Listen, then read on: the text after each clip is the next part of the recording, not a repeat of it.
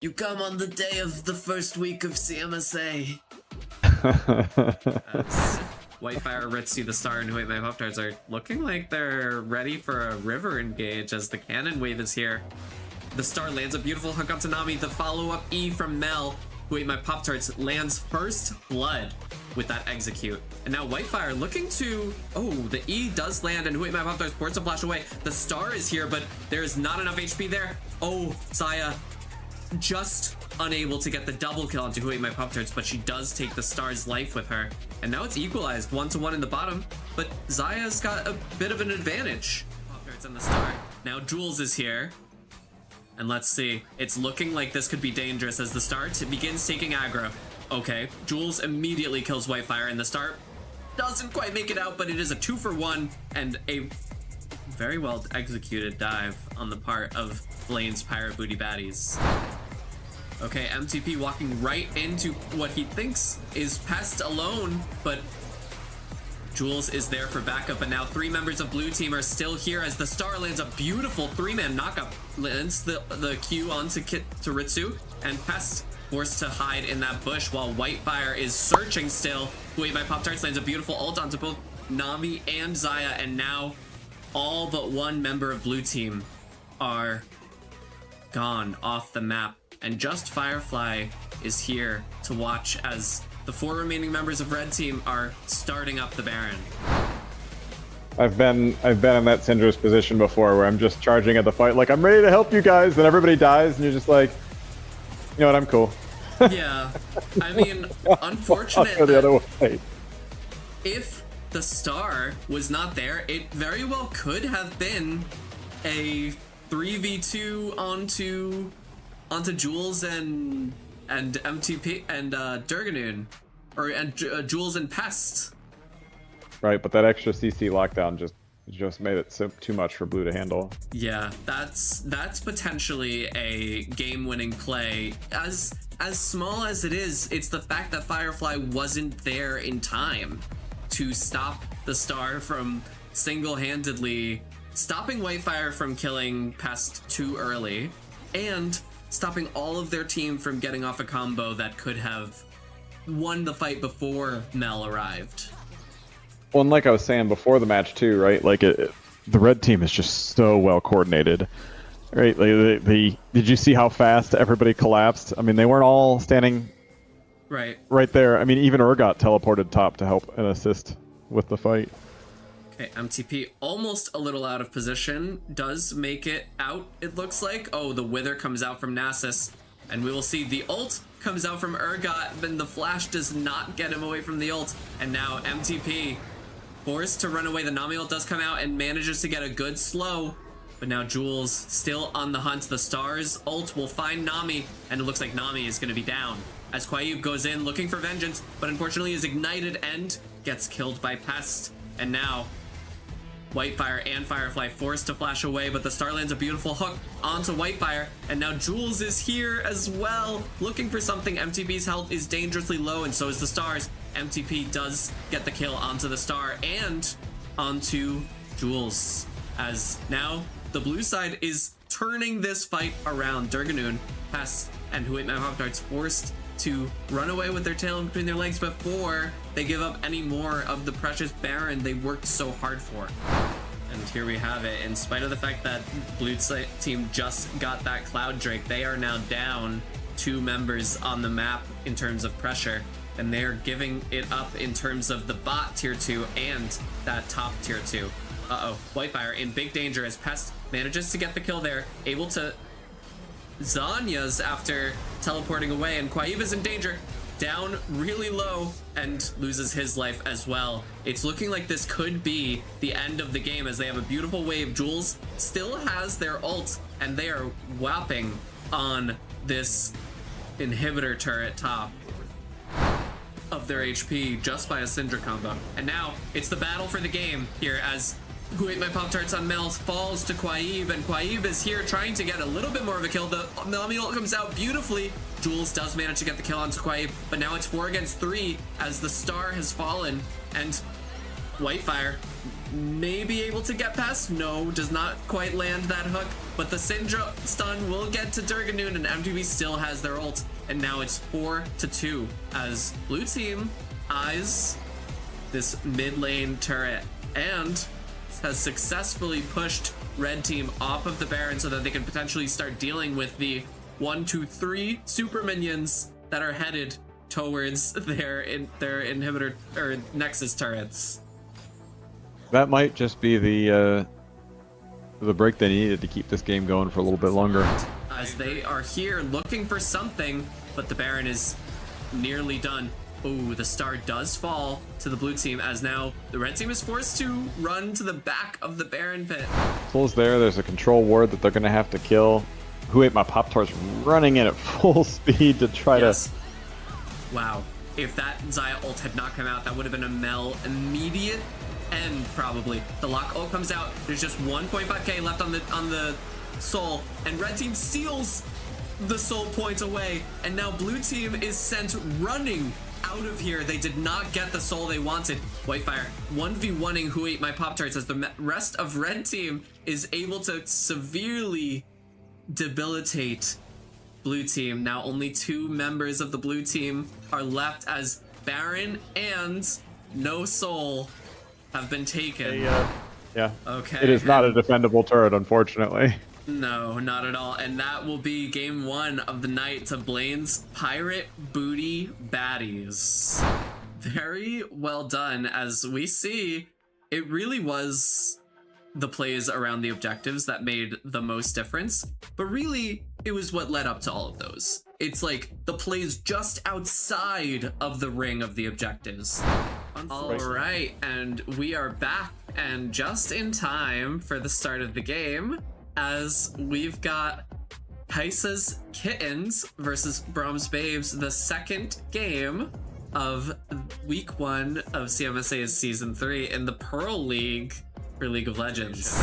And the Leona E does not connect, and a beautiful amount of damage comes out of Seraphine onto Black Lily as Black Lily is trying to get Sarah Akemi. Oh, and that is first blood as that Ash arrow with lethal tempo does come out in time before the flash from Sarah Akemi.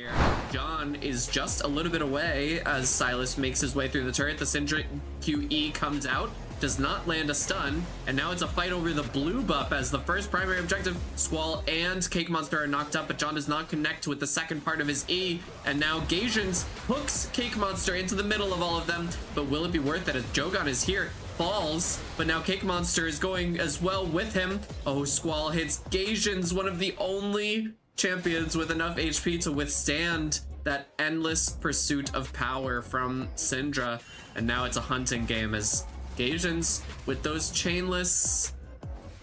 Oh, John is here, able to take Squall down, and Gasians takes the money. Yeah, now just 3 members of the blue team headed back over to Sarah Akemi. The ult comes out from D-Sauce, but it will not stop Cake Monster for long as Jotaro Obane is potentially the first to fall. Now Sarah Akemi forced to flash away as John is looking for a way out. D-Sauce will get stunned by that QE, and this is looking pretty securely like it is a dragon in the hands of Brahms Babes. And you're on the subject of you're saying, Leona, did you want to move? Bonk. Nope. You can't. No you want to move? Allowed on Bonk. either team. Oh, Sarah Akemi getting a beautiful shutdown from Black Lily. Let's see, that was 700 gold plus the default amount. So that's a beautiful entry back into the game for a champion who, up until this point, has only been able to build 1.5 items.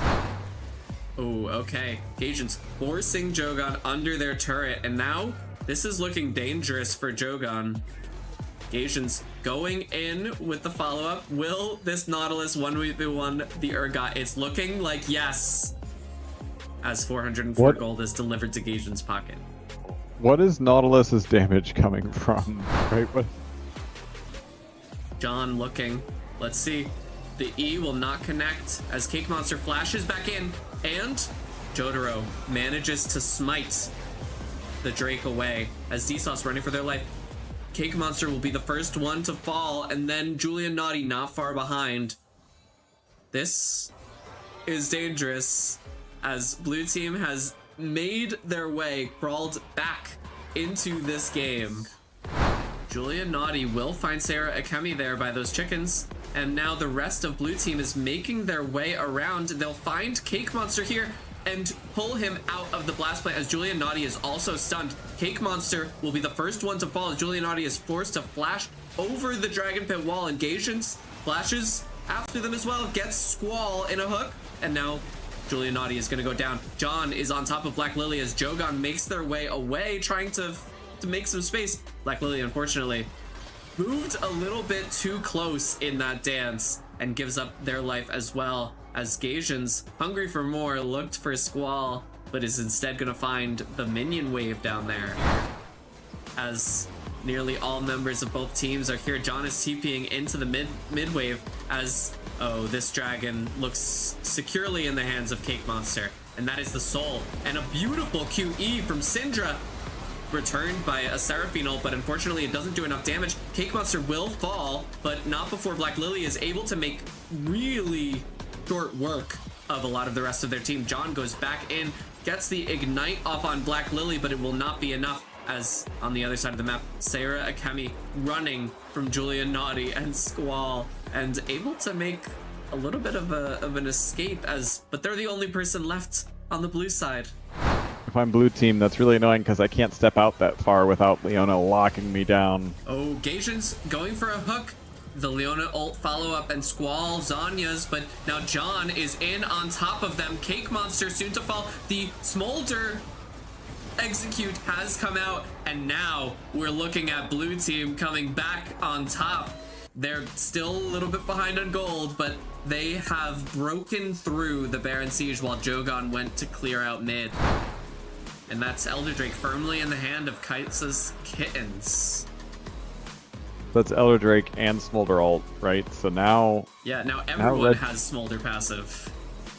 Red team has to sit on its back leg, or... Yeah, that's the right expression, right?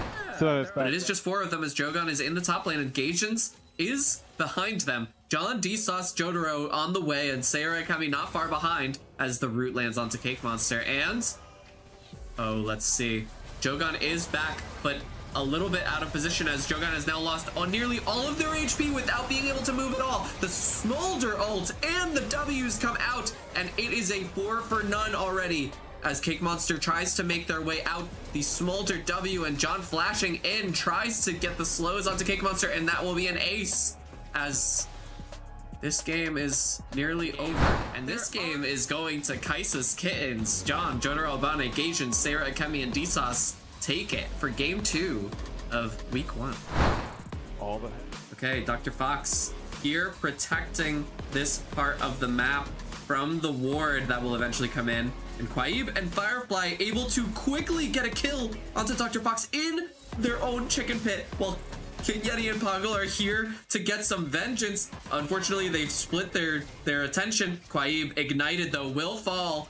Oh my god, and Poggle goes in onto Firefly, forced to flash away, gets the kick off the auto attack, and now MTP is all alone with 2 people surrounding. It's 1-2 at 1 minute in this game, and MTP is just gonna force King Yeti completely away from the top lane. Okay, Doofy's able to catch Ritsu with that W, and the Vel'Koz R will take Ritsu's life. Now, okay, another Vel'Koz ult comes out, and another Nami is sent to gray screen. In the enemy side of the jungle, Quaib here finally made it around, lands that ult onto Doofy's Senna, and let's see, the Nami bubble comes down, the Caitlyn ult, and one last auto. But the R from Vel'Koz comes out, and Whitefire is just nearly saved by Nami's W. I thought I saw the Vel'Koz ult come out in my mind there as Caitlyn looked to be in a dangerous position. Ooh, the Senna W connects to Nami, and there it is. Ritsu once again falling. Oh, and in the mid lane we saw Firefly land a beautiful combo onto Poggle. Okay, uh-oh. There's another ult coming out onto Ritsu. The flash comes out from Nami, but it is not enough. In the meantime, up here, Sejuani is also going to fall in response as MTP looking to carry the game by themselves with Firefly as Dr. Fox falls under their turret. This Triforce Vane may be the hope, along with the Akali, that Lads Delulululus need. Whoever came up with this name just wanted to hear me say Lads Delulululus over and over again. I was just thinking it's wonderful.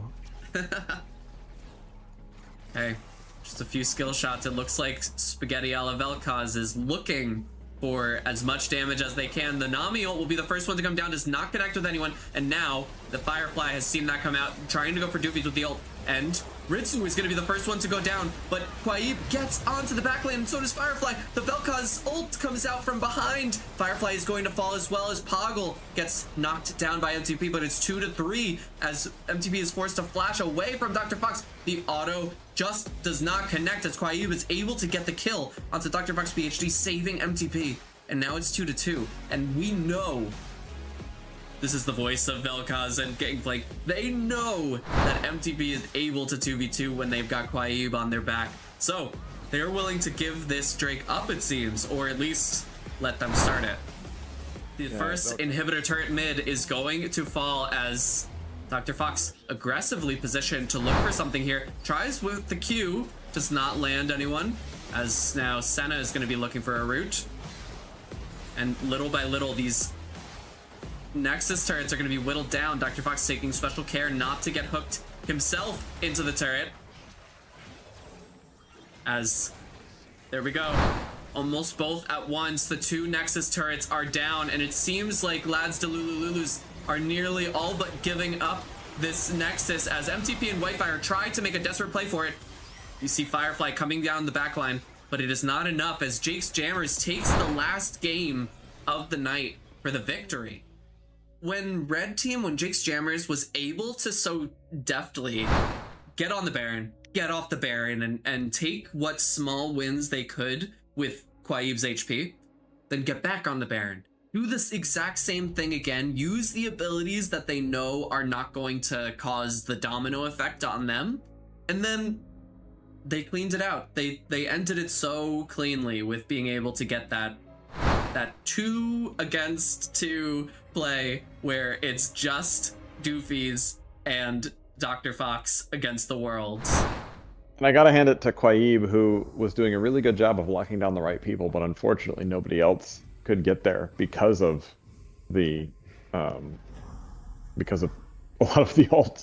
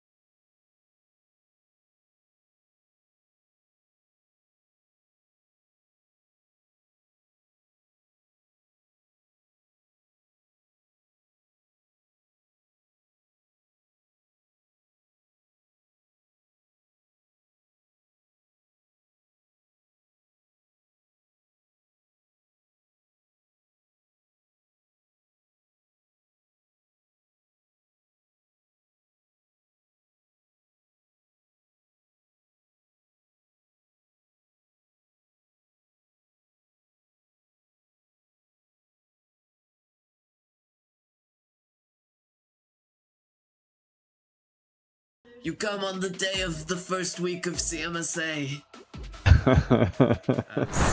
Whitefire, Ritzy, the Star, and Who Ate My Pop-Tarts are looking like they're ready for a river engage as the cannon wave is here. The Star lands a beautiful hunk onto Nami. The follow-up E from Mel, Who Ate My Pop-Tarts, lands first blood with that execute. And now Whitefire looking to... Oh, the E does land, and Who Ate My Pop-Tarts ports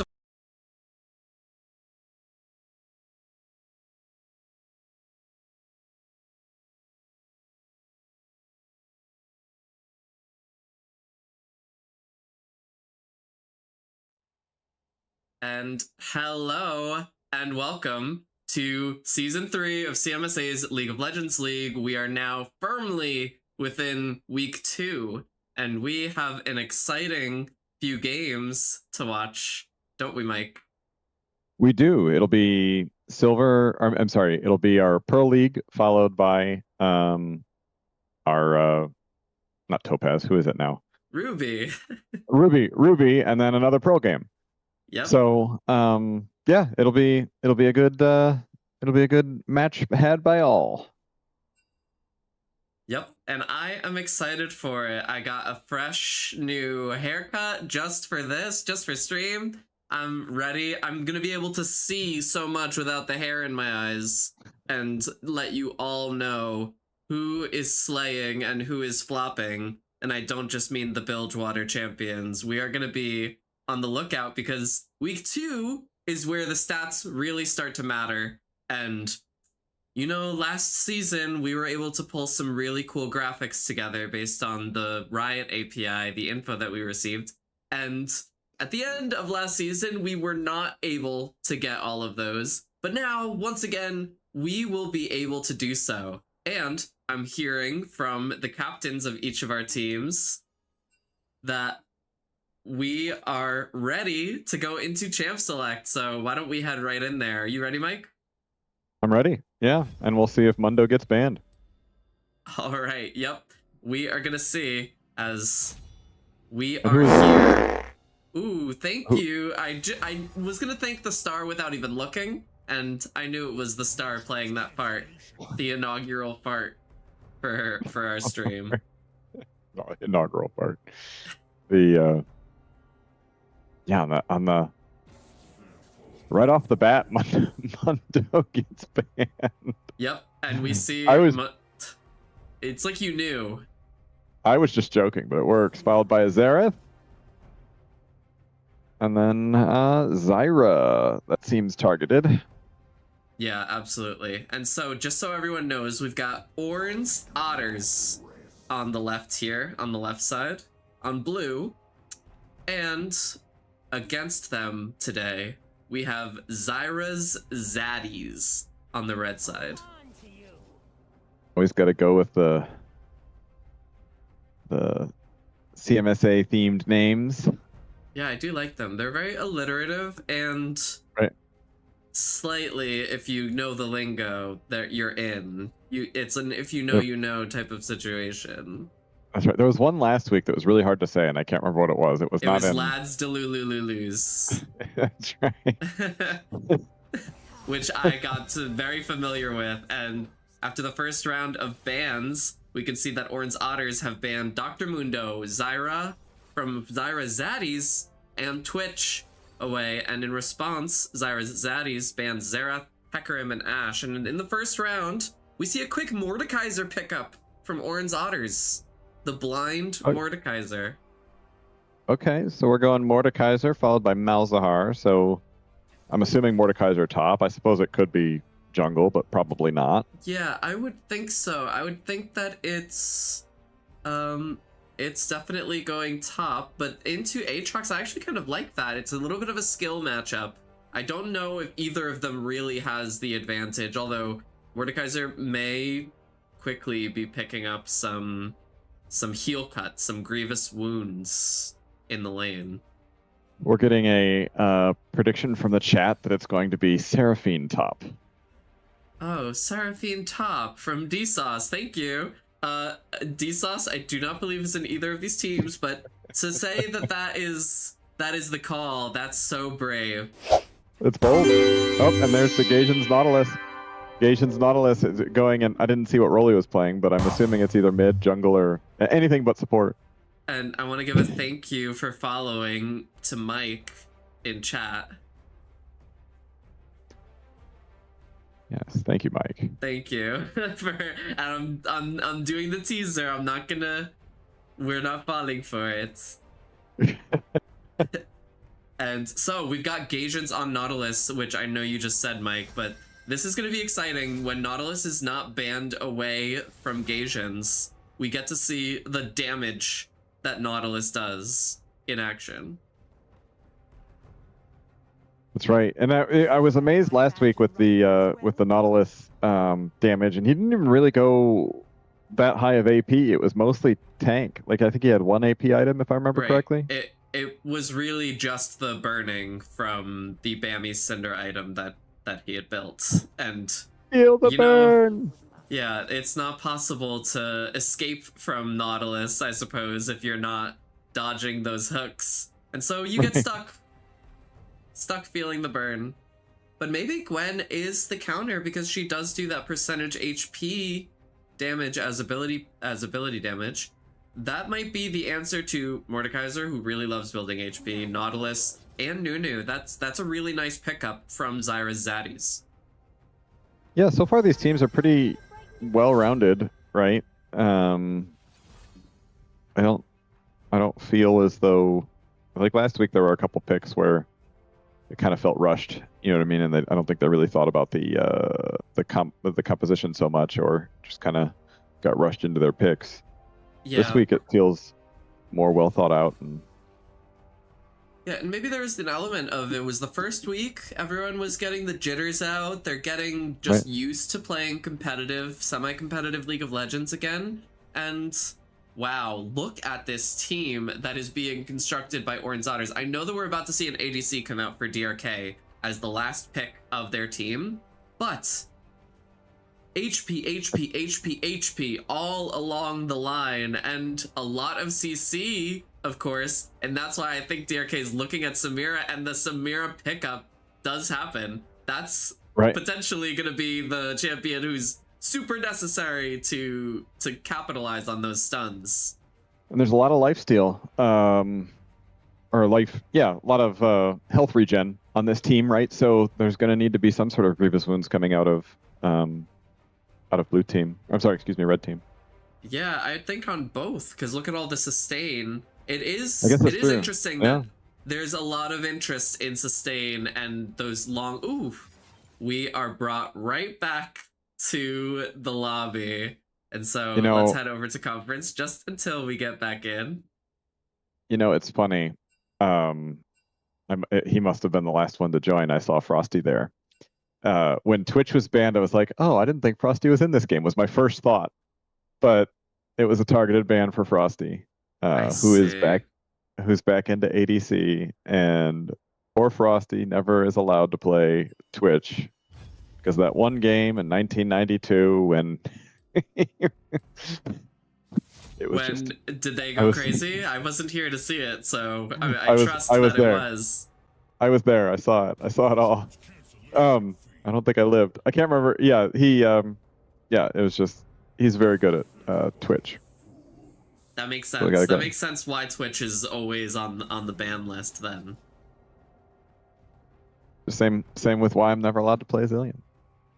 Yeah, too obnoxious is the word I would use, because Zillion's one of those champions where, are you really gonna solo carry on Zillion? No, but are you going to enable all of the carries and really annoy the enemy team? Never let them have a kill. Yeah. I didn't see the Akshan ban. Yeah, that's a new ban, it seems, that came out. Although I suppose bans don't really matter now that there was just one pick left unpicked. We are going to have all of the same champions come out. This is the speed round as we try to catch up. Hopefully this hiccup doesn't put us too far behind. Yeah, a lot of times people just put random bans if they had to remake. And I like to tell the story, right? That the first time I played in CMSA, I forgot to grab Smite, and I was afraid to say anything about it. I didn't want to be the guy that made the game start over again, and I just accepted it, and I lost the game horribly. So, always remake. I always think to myself, when I think about that story or hear you retell it, I'm like, what would I say in that instance of seeing my jungler not have Smite? If I'm already in the game, that is. That I might be like, no, it can't happen. You know what I mean? Was anyone really saying, like, we should restart right now? No, I don't think anybody noticed. And really, it was more like, in retrospect, I would do it now if I were still in the league, but it was like my very first game, right? And yeah, I just think and you were forced to jungle too. Right, I was forced For to you. jungle. I'm All a right. resounding okay at jungle. Oh, good. Good. I'm Somewhat glad less that. than okay. Yeah. I mean, at least you weren't forced onto a complete non-comfort role. I know my first season of CMSA, I went Phil and played every role except for support, which is my main. And so I got real comfortable in a competitive environment on top lane and jungle, which I had never played against someone who really was a main and really communicating through those teams. And here, to interrupt myself, we've got Vayne to fill out this team to add that little extra bit of damage. I mean, this is looking to me like a plated steel caps game for the blue side. And on the red side, maybe all of them want to go Merc Dreads. It's like a complete swapping of there's way too much auto attack damage on the red side and way too much CC on the blue side. So what are you going to do to stop the other team from achieving their win condition here? Yeah, and usually I can see, like in my head, I can usually picture like, oh, this team has a better team comp, they're gonna win. This time not so much. Like I could, it really just depends on the first 10 minutes, I would say. Probably, Yeah, you know what I mean? Like the fights which around one? the epic objectives, maybe even which soul appears on the map could make the difference for a team like this. As Right. we are waiting for this spectator delay, let's give. I want to say, blue team, I love the comp so much because I I do. don't believe that Nautilus is going. I think it is. Oh wait, it's Sky. It's Sky on Swain, where I Yeah. thought Sky was a jungler, and so Uh, yeah, seeing maybe. them keep the Swain pick, maybe that is Swain's support. I think they have played support in the past. I would love to see Gaijin's mid on Nautilus once more. Going against Malzahar, I'm not sure how successful you get to be as Nautilus into Malzahar with that shield. Yeah, I mean, if you get close enough, you can pop his spell shield with his E, right? So, I mean, yeah. But here's what I'm worried about if I'm Zyra's Zaddies, right? Like, you've got a lot of things that can proc that Samira passive, right? You can get the Nautilus Q, the Nautilus alt, the Swain alt. I'm sorry, the Swain E, and maybe even I would think would the knockup count for it Yeah, from both of from them. The E and yeah. the E, if you hit a champion, both of them will proc Samira's passive and Nautilus's auto.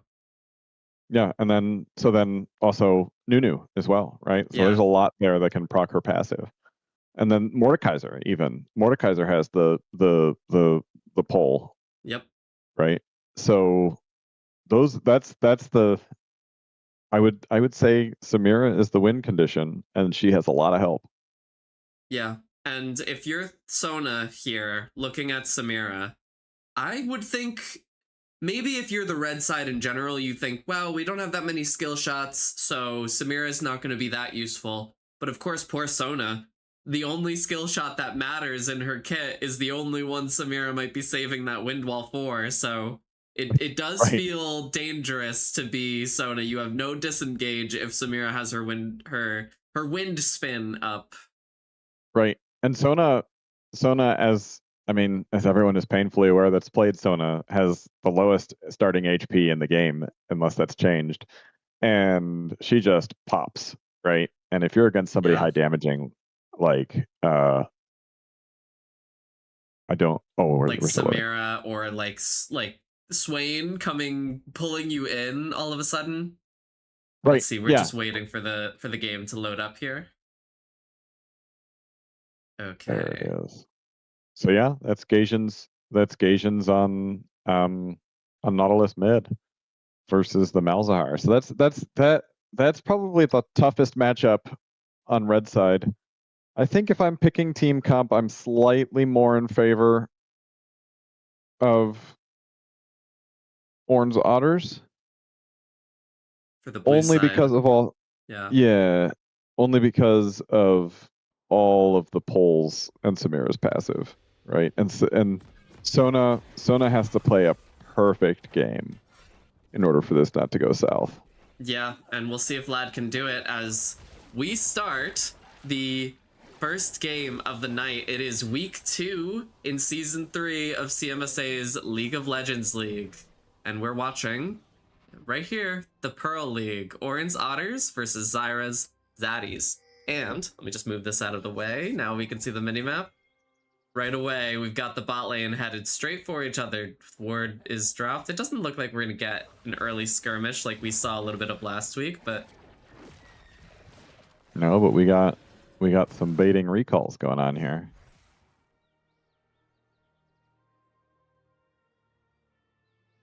all right.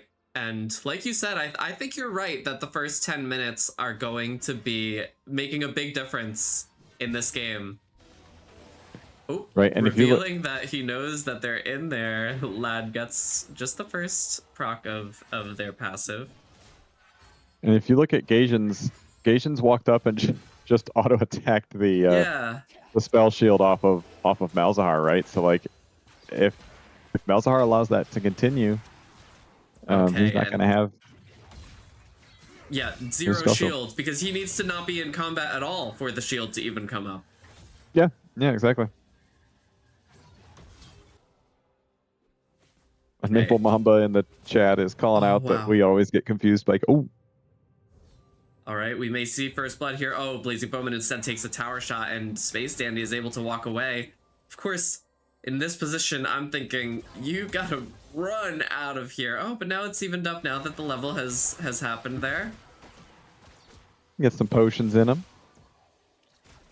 Yeah, it's not so dangerous. The TP is there, of course. You do have the advantage now in sums, as here we have the very first gank of the game. Here comes Ghost Orzhov on Nunu. The biggest snowball ever hits Zayn Zephyr, and the ignite comes down, and Gaijins will take first blood in the mid lane.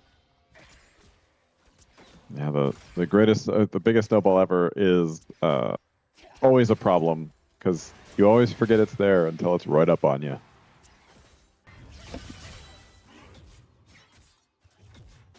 It's true. The only thing that's confusing about Gaijin's shenanigans is Gaijins plays Nautilus in many different roles. I know they're really into Nautilus mid, but I've seen Gaijins in the jungle. I've seen Gaijins maybe support.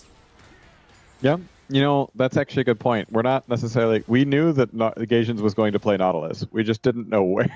Right. Where they were going to play him Nautilus. Okay, here we have in the river. It looks like the first scuttle is going to be fought over. Actually, no. Orzhov goes for Zayn Zephyr once again with the world's biggest snowball. And let's get back to that. Zayn Zephyr once again rooted in place for so long. And what looks like... Uh-oh. The ghost is popped by Ghost Orzhov. And Zayn Zephyr will fall.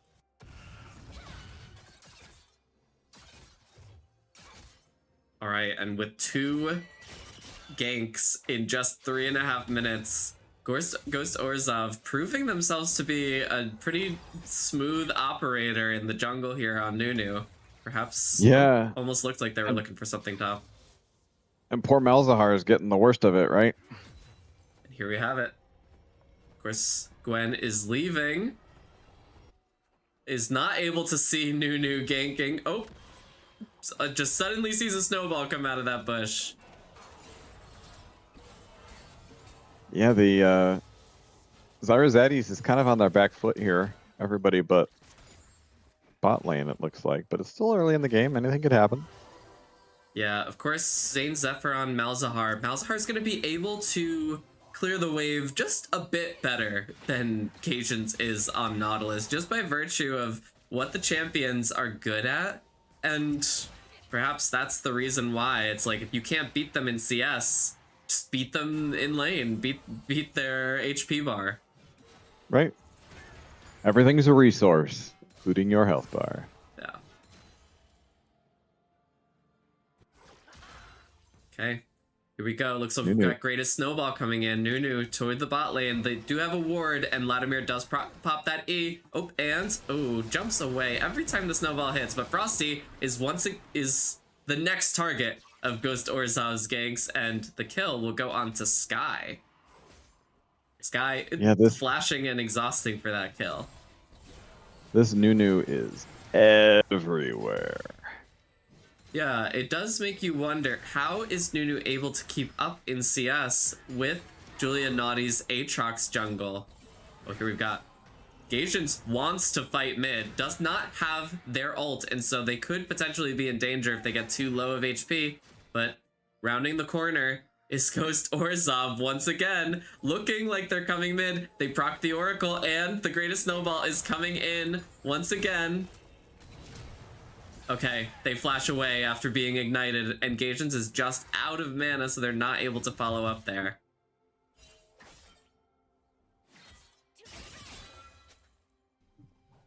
Wow. I know if I'm Zane, I'm thinking, just When put when the is that tank Nunu down.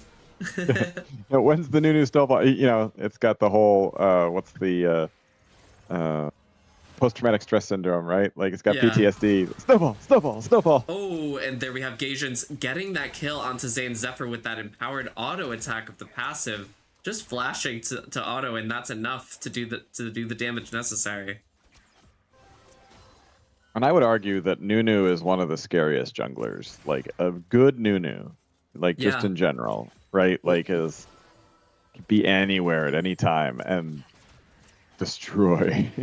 Yeah, and go so fast too. If you can drive, then Nunu might be the champion for you, because Right. piloting that, I mean, it's very scary to deal with. Okay, DRK and Sky able to push this wave into Vladimir and Frosty Penguins, the Sona Vayne combo, the late scaling combo. And, you know, Julia Naughty waiting here. They're, oh, no, just starting the dragon, as it seems there is not anyone to fight for it. Space Dandy able to get Blazing Bowman off of their back in the top lane, as the snowball is coming in, but will Blazing Bowman be able to get away? The W comes up from Gwen, and snowball is evaded completely. Yeah, that looks like it's going to be a dragon for Aatrox. But also, Nunu might make it to dragon on time. No. Okay. Nope. Instead, we've got another gank onto Zane Zephyr. I'm sure that that is just salt to the wound. And he's already got a Haunting Guise. Nunu. Yeah, it's doing a little bit of AP to get that Leandries out. I mean, Nunu is quite the scary champion, as once again, the greatest snowball comes in, Gatians hits the hook onto Zane Zephyr, and the root will come down the ult, and then the ult from Malzahar will not be enough to stop two members of their team as Malzahar falls to the auto attack from Nautilus.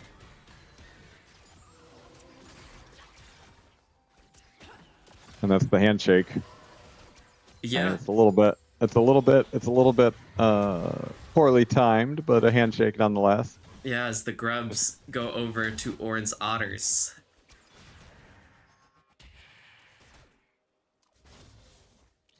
Okay, and looking at the state of the game at about 8 minutes and 30 seconds, got a big lead on kills in the mid lane, and almost enough to make up for the little CS gap that was forming in the mid lane just due to the champion variation. But here we have Blazing Bowman almost stealing that scuttle away from Ghost Orzhov, and now having to run away themselves, losing their bone plating in the process.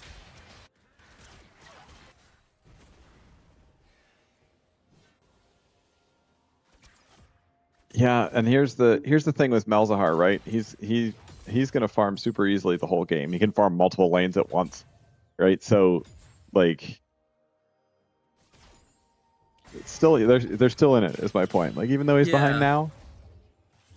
And even without ganks, I mean, obviously Malzahar is very friendly to receiving a gank, because he can hold down, just like Nautilus mid, able to hold down any one of their lane opponents. Of course, given they don't have a Mercury's Tread or Chain Lace Crushers. But even without the ganks, Malzahar will eventually be able to push that lane out and leave, go to another lane, and secure a kill there. That's the real danger, because that cannot be windwalled, and DRK is eventually going to need to be on the lookout for a Malzahar ult. The voids are scary. You know, Gaijin's trying to bait Zane under their turret there with a little stopping the backs back and forth. Come on, Gaijins, that's obvious. Oh, there we go. And there we go. No turret shot. Oh. Oh, wow. Zane playing right on the edge here. Of course, the minions will die instantly, and the greatest snowball comes back in, and Zane Zephyr, feeling the ignite, will fall to Ghost Orzhov once more, making it 5 deaths. But look at that. Gaijin's one-on-one with Zane Zephyr. He's still losing, even though he's got such a gold lead, right? Like he still needs the Nunu to win.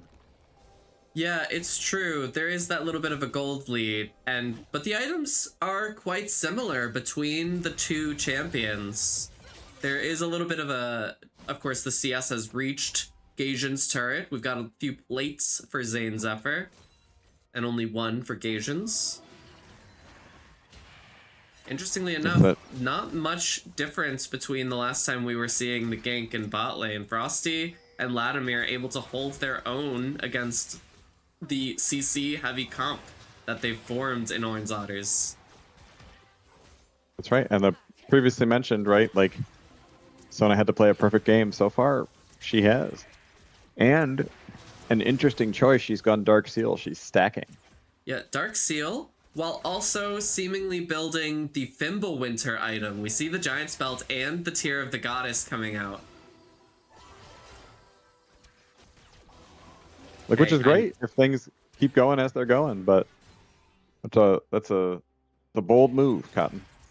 Yes, very defensive and scaling for the late game, where, I don't know, the only thing I would ever worry about is lack of mana, not going for the diadem.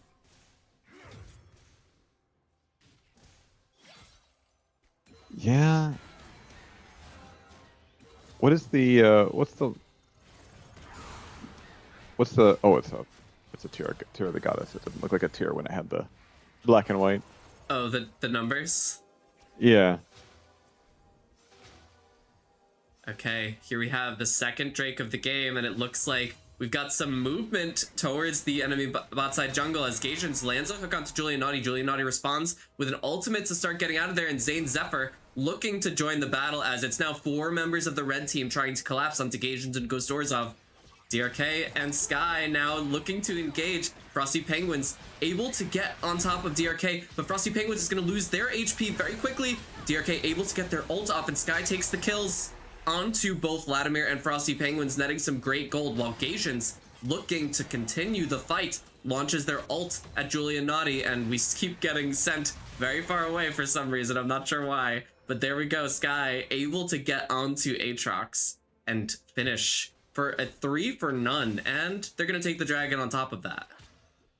And Gaijins is going in there and might even possibly... Nope, not even engaging the Malzahar. Never mind.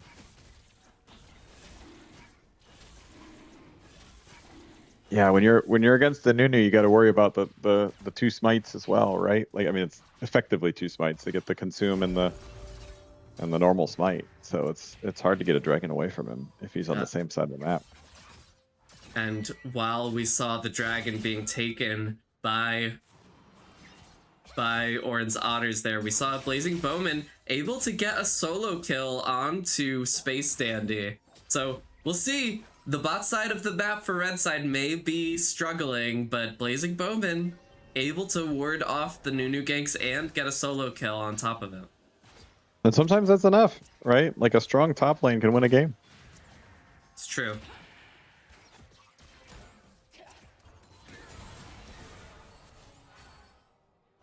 All right, a little bit of a... Oh, no. Just the equalization of the levels. I was going to say a little bit of a level gap forming, but no. Gaijin's looking here onto Zane.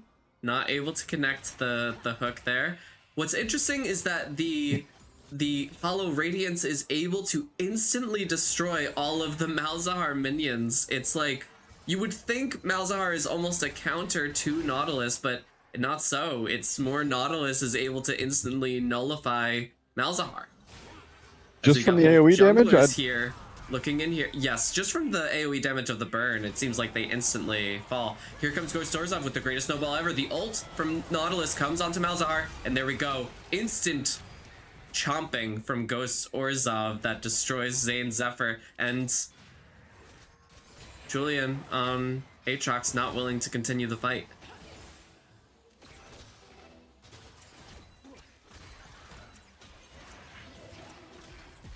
Okay. DRK and Sky looking very aggressive in this lane. As we've got, look at this. We've got Blazing Bowman under threat from the greatest snowball ever. Ghost Orzhov, oh, does not connect as Blazing Bowman launches their ult to get a little bit of disengage, but now Space Dandy has put Blazing Bowman into the Nether Realm. Ignite has come down and Blazing Bowman will fall to Space Dandy. Oh, the ult from Vladimir comes onto DRK and Frosty Penguins gets the kill. Now Skies looks to be in a little bit of danger as they are ulting but trying to kite away ultimately, pulling Frosty Penguins a little bit closer to them. They do manage to get back under their turret as now the jungler on Oran's Otter, Ghost Orzhov, is able to very freely take this Rift Herald.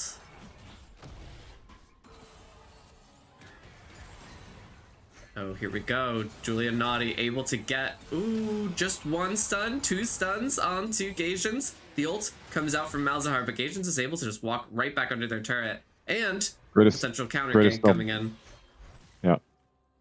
I hear you say greatest snowball ever! Yeah. It goes in and it's just like, yeah. The childlike whimsy of Nunu activates. Nunu activate. Us. Now that is a game that perhaps should be revisited. The Nunu and Willemp Riot game from Riot Forge. Oh, here we have Blazing Bowman just opening their W, going for the first turret of the game, and Space Dandy now in danger. Their ult is up, so we'll see. Oh, they do launch Blazing Bowman into the Nether Realm, and the Q from Blazing Bowman comes out in time to get the kill onto Space Dandy before they could sneak one by.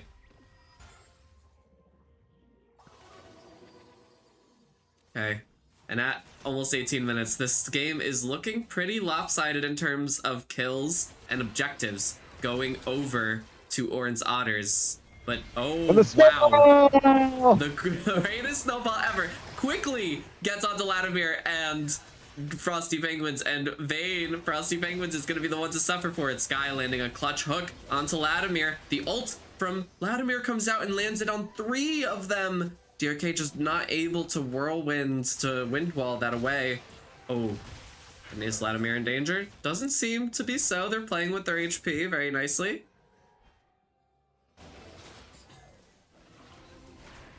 We'll see as now more members of the red team are headed towards the bot lane. Vladimir struggling under their turret, which is soon to be gone. And now Blazing Bowman, Julian Naughty, and Zane Zephyr are here awaiting the respawning of what is eventually going to be the soul. The Infernal Drake will be here in 5 seconds.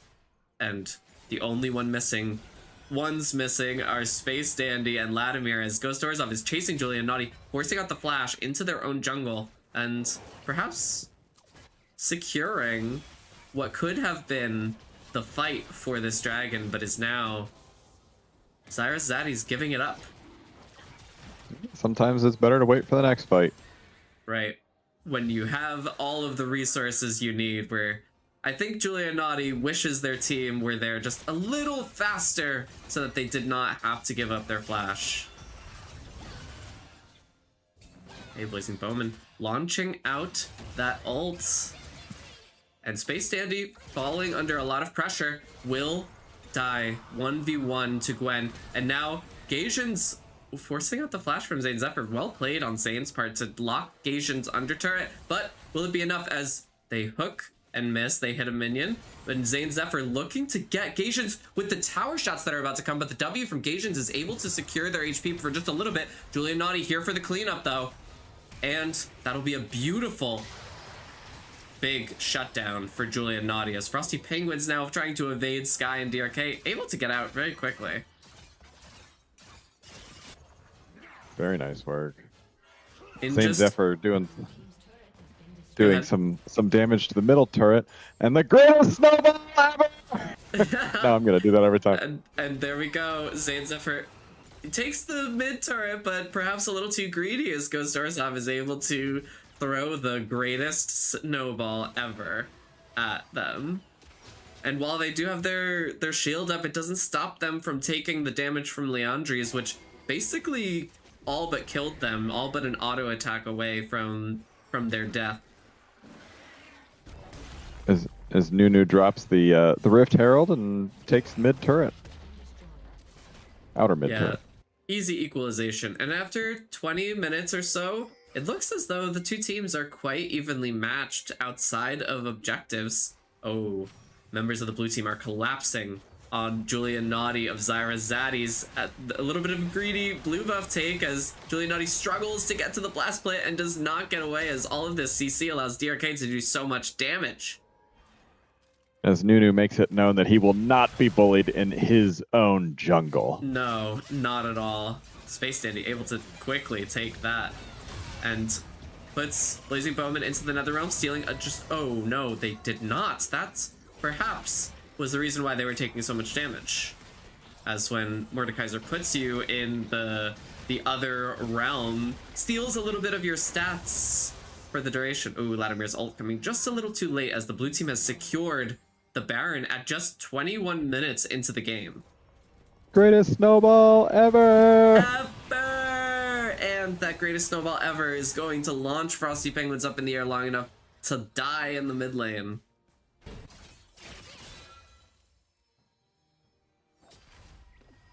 We'll see. The Fimble Winter is complete for Latimer, and for Gatians, it's still a Winter's Approach just about to become a Fimble Winter. And we'll see, as this Sona build is very interesting. We've got the damage on Bloodsong, we've got the damage on Darkseal, and then we've got the absolute tankiness of Fimble Winter.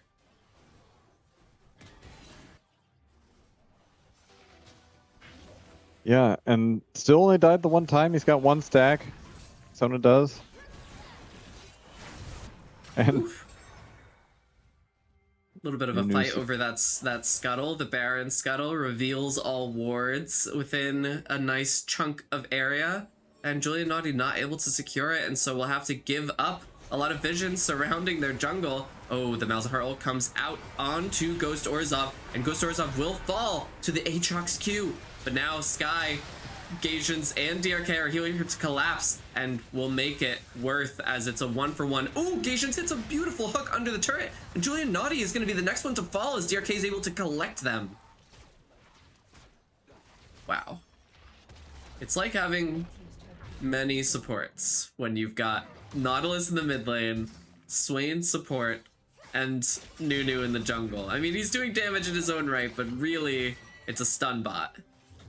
right. And a slow... I'm sure he has, but I haven't seen him... He's ulted, right? I mean, I know he has, but I haven't seen it. The Nunu, Can't yeah. remember. Yeah. Yeah, 100%. All this without an ult. Sorry, as usual, I have a cat between me and the monitor. I see Cork there.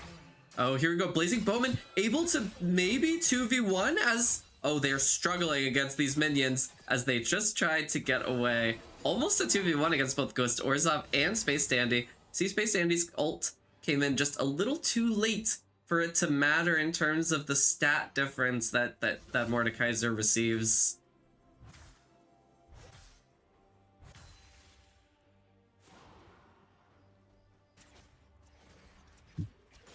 Yeah, Swain making his way up to prep for Drake. Nunu as well, right? As everybody just kind of squares off around this Drake to see who can get it. Yeah, we've got Soul Point coming up for Orange Otters, and they are ready. All besides Space Dandy, who does have their teleport up. But now all 5 members of the red team are collapsing, and let's see how this is going to go down as Gatians gets the first root onto Blazing Bowman, forcing out their bone plating and getting a little bit of their CC out. Latimer lands a beautiful 3-person ult on Sona, as now it is all in from Zyra Zaddy's, and Space Dandy is nowhere to be found, as Blazing Bowman is ready to chase Ghost Orzhov, making sure that this dragon goes securely in the hands of their jungler, Julian Naughty. And it's easy. So I was about to say before that fight, I noticed that the gold wasn't that far off. But now that that fight occurred, it's almost dead even though red team was significantly behind for a while. Yeah, but I mean, once you let Sona and Vayne get to this point, we're going to start to see them pull out a lot more damage. And that Vladimir ult really made a big difference in that fight. Yeah, he flashed for it, right? It was a flash ult to get them all in a line. And that's exactly the kind... You know that's exactly what makes him happy. Yeah. Lads delulululus. Yeah, licking his fingers after that one. Okay, and now we've got a little bit of a neutral state on the map as waves are just being pushed in. Look at this beautiful, juicy wave up top. And Julian Naughty, so restrained to not take it, is what I would say, as Frosty Penguins caught by all 5 members of the enemy team. Frosty almost gets a kill onto Ghost Orzhov, but all 5 members are here, including a TP that came in from Space Dandy to try to assist on that kill. Of course, there's no objectives down there, but it makes you wonder, how popular is Ghost Orzhov that all of the Avengers assembled to save him? Yeah, and you gotta wonder what's going on in the chat right now, right? Like, are they coordinating, or is this all luck? I mean, that surely looked coordinated of, I'm in danger, and everyone said, I'll pull up now. DRK and Sky able to pull a little bit of an ambush onto Julian Naughty, not looking for a kill, but just a little bit of stacking on Swain's part. Usually for me, as you well know, I have a very manly scream. Right. And not first high thing I think pitched at about all. when I think about you. Not high pitched at all. That's my form of communicating.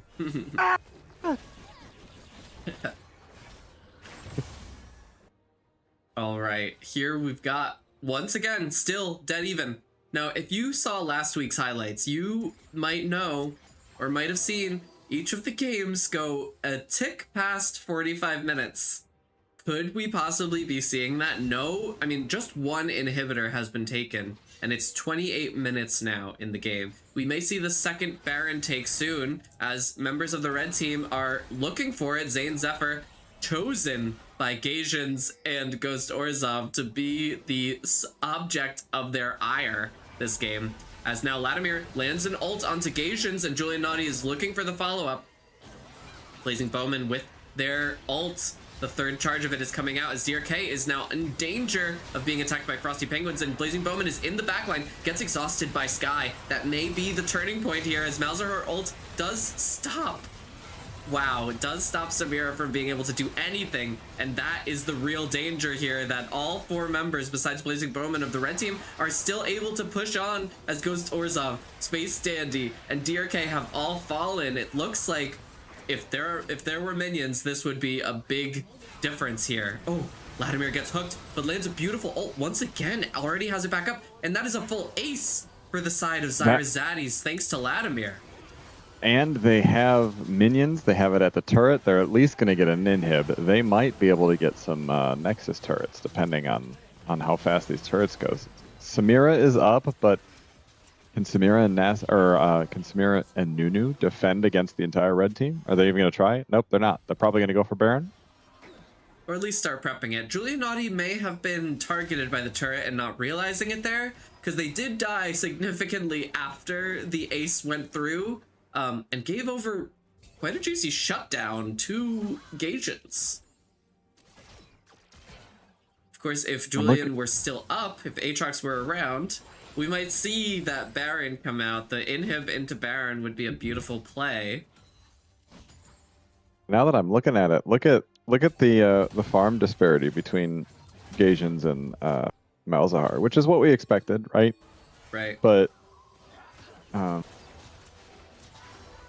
just pumping out the damage, Malzahar. Yeah, it's the difference of half an item that Malzahar has currently over Gasians.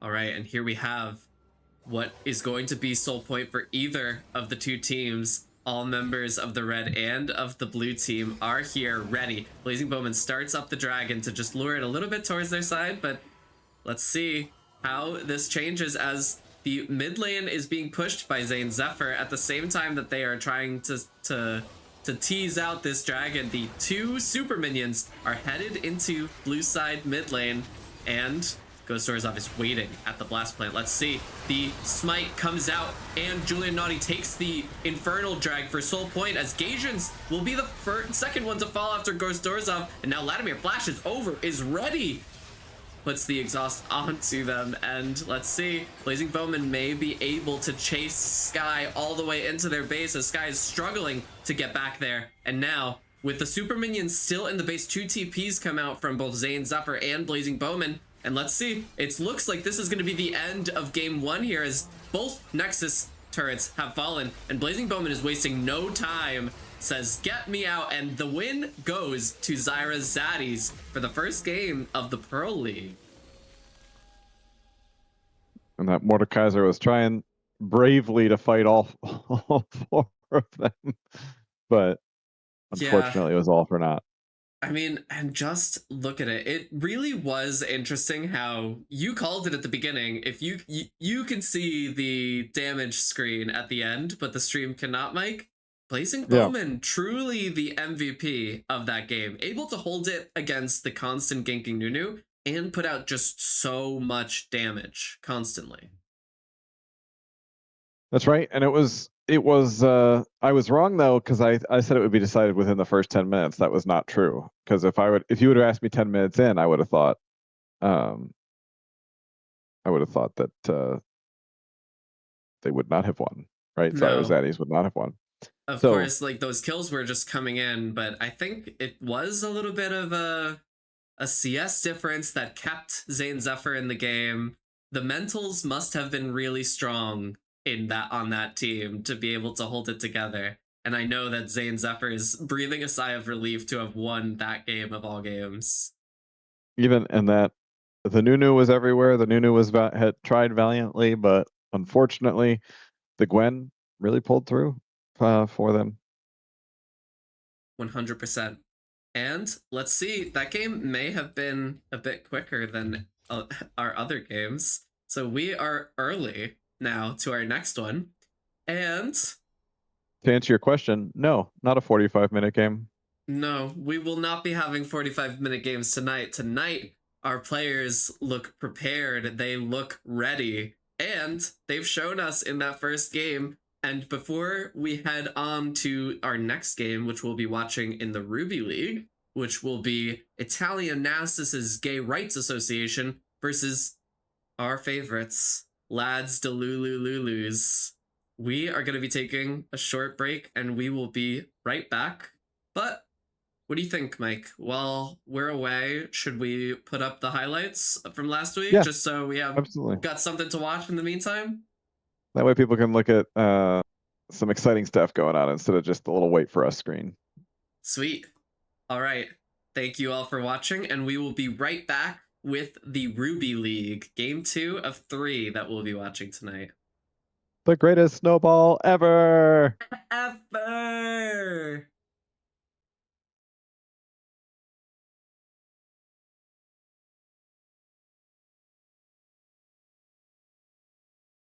You come on the day of the first week of CMSA.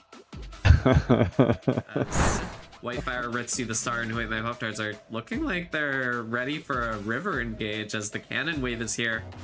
The Star lands a beautiful hunk on Tanami. The follow-up E from Mel, Who Ate My Pop-Tarts, lands first blood with that execute. And now Whitefire looking to... Oh, the E does land, and Who Ate My Pop-Tarts boards a flash away. The Star is here, but there's not enough HP there. Oh, Saya just unable to get the double kill onto Who Ate My Pop-Tarts, but she does take the Star's life with her. And now it's equalized 1-1 in the bottom, but Zaya's got a bit of an advantage. Pop-Tarts and the Star. Now Jules is here. And let's see. It's looking like this could be dangerous as the start begins taking aggro. Okay, Jules immediately kills Whitefire, and the start doesn't quite make it out, but it is a 2-for-1 and a very well executed dive on the part of Blaine's Pirate Booty Baddies. Okay, MTP walking right into what he thinks is Pest alone, but Jules is there for backup, and now 3 members of blue team are still here as the star lands a beautiful 3-man knockup, lands the Q onto Ritsu, and Pest forced to hide in that bush while Whitefire is searching still. Wait, my Pop-Tarts lands a beautiful ult onto both Nami and Zaya, and now all but 1 member of blue team are gone off the map, and just Firefly is here to watch as the 4 remaining members of red team are starting up the Baron. I've been in that Syndra's position before where I'm just charging at the fight like I'm ready to help you guys, and everybody dies and you're just like, you know what, I'm cool. Yeah, I mean, unfortunate I'll go the other way. If the star was not there, it very well could have been a 3v2 onto Jules and MTP and Durganoon, or Jules and Pest. Right, but that extra CC lockdown just made it too much for blue to handle. Yeah, that's potentially a game-winning play. As small as it is, it's the fact that Firefly wasn't there in time to stop the star from single-handedly stopping Whitefire from killing Pest too early, and stopping all of their team from getting off a combo that could have won the fight before Mel arrived. Well, and like I was saying before the match too, right? Like the red team is just so well coordinated, right? Like did you see how fast everybody collapsed? I mean, they weren't all standing right there. I mean, even Urgot teleported top to help and assist with the fight.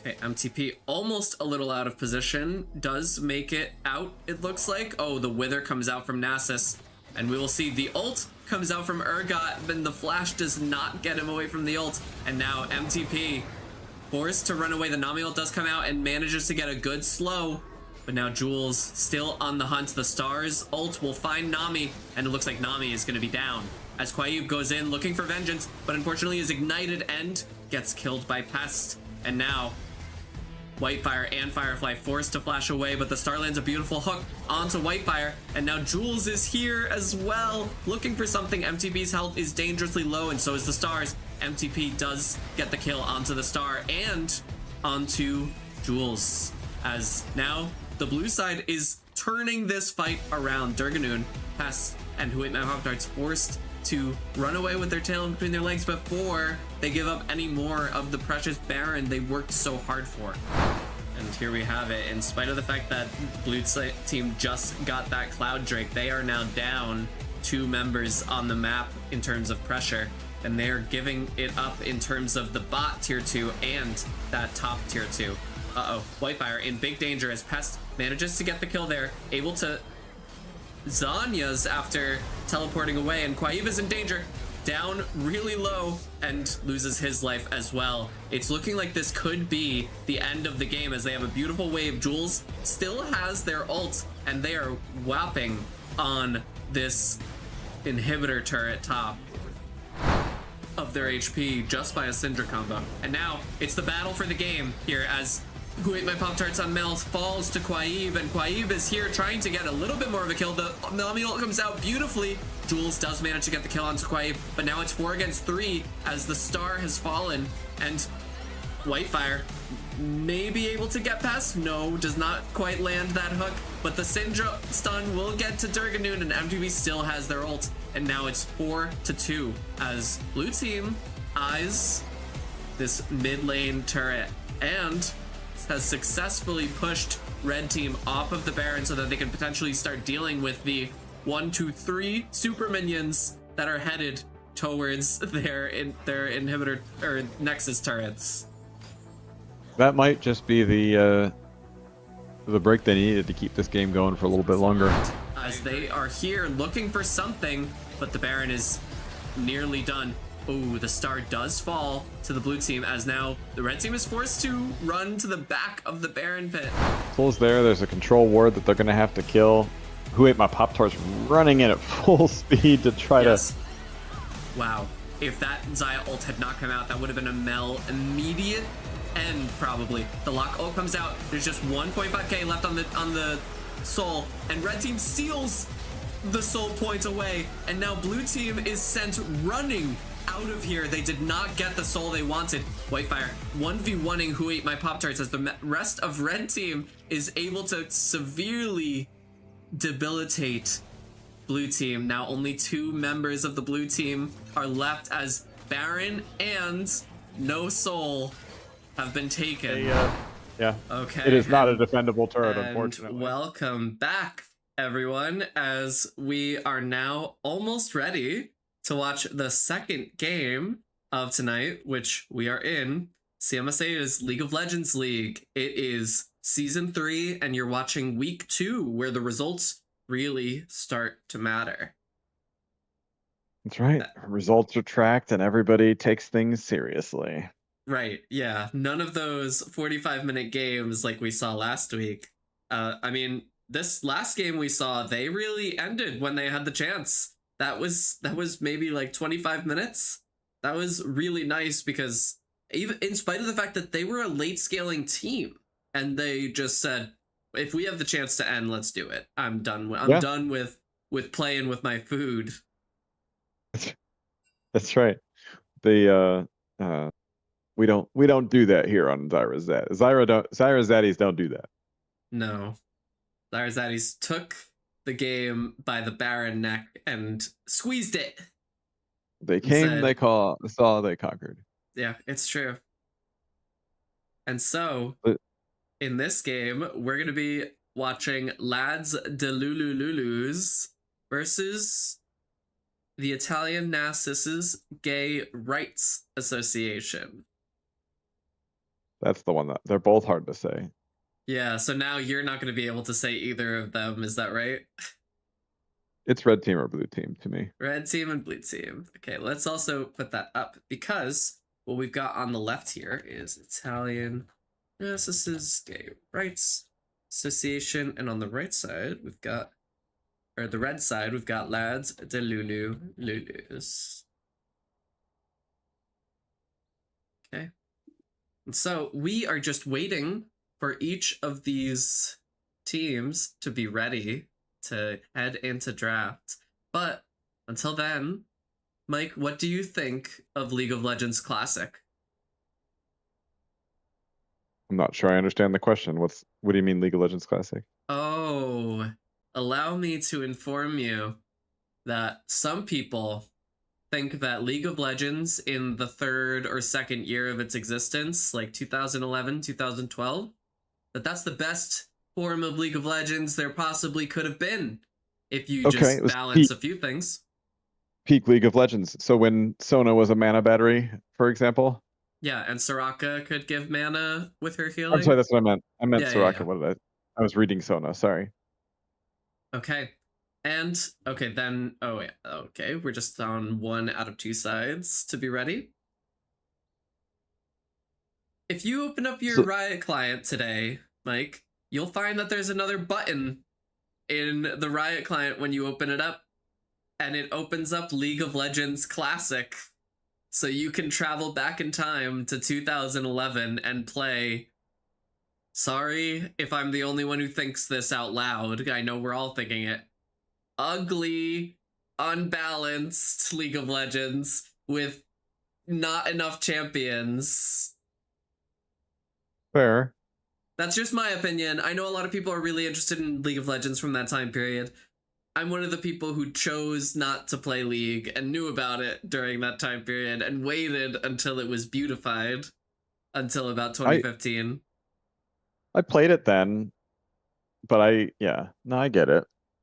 I get it. So it's they're bringing it back for X amount of time, forever, or is it? I don't know if it has a time limit. It is ready and just being played. That's all the communication I got about it, was that it is released. And speaking of ready and released, we've got draft for the second game of the night ready for us. There's the Thresh ban for Pinky Soup's Thresh top. Yeah, not willing to play along with that.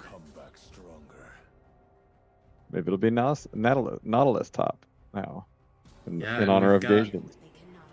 we've got in response a Gangplank ban topper. I believe the Star is the top laner on Italian Nasus' Gay Rights Association. Then we've got Syndra and Smolder. We've said no stacking allowed. You see, there's all 4 champions who have been banned are allowed to stack and want to go late game. So that could also be another reason for the bans. You know, I might try the classic just for fun, right? Like just to see where we've been, where we're going. But okay, we're getting some. I agree. I might try it, but I don't think I'll be too into it. We're getting some info in the chat. Hoggle ADC debut. Some are calling him Baby Boomer de Walrus. okay. Oh really? Hoggle going to the school of Boomer, longtime friend of Boomer, and let's see if that closeness, that relationship, is able to turn itself into some insights. Maybe, I mean, we're gonna see Caitlyn, which I've never... It pays off. I don't know if I've seen Boomer play Caitlyn, or at least not in the meta in which I played against Boomer. Petite pays. I like Petite pays. That is really the Caitlyn play. Okay. We're seeing pays out on the field. Okay. I'm into it. And with that, we see in response, we've got Nami, and will we see Nami's lane partners?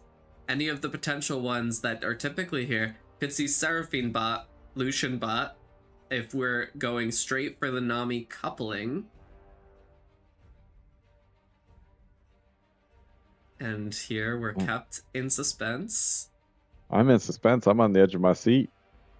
Yeah, of course, they could just go for something that takes away a champion from Caitlyn. Like, of course, Caitlyn loves to play with Lux, likes to play with Vel'Koz, likes to play with the champions that are able to keep the champions away from her.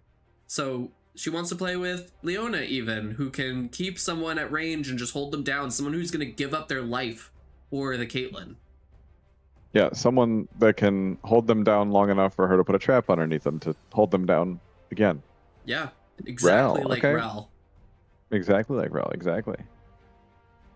And we'll see. I mean, Nami Brand has also been one of the premier bot laners of this patch. And so I'm curious to see if that is the choice that's being made here of AP bot laner. Yeah, I was gonna say Brand can go. He can go anywhere. I mean, not anywhere, but he can be mid. He's probably not. He could be jungle.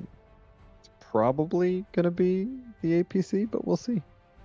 Yeah, and we see Sejuani picked up for Whitefire in the jungle. I don't think I'm mixing up the Star and Whitefire, their roles, but if I am, then maybe we're seeing Sejuani on the Star. I think. Well, didn't they say Poggle's gonna be ADC? Poggle will be ADC because Skippy McSkipper is going to be playing mid. Uh. And let's see, let's take a look. I'm going to look at the OPGG here of Whitefire and see what they're playing. They've been playing... Interesting. A lot of ADC. So, Whitefire as well. I am not sure where they are going. Could be anywhere. Could be anywhere. It's like LeBlanc. I am everywhere. Well, we got Wukong.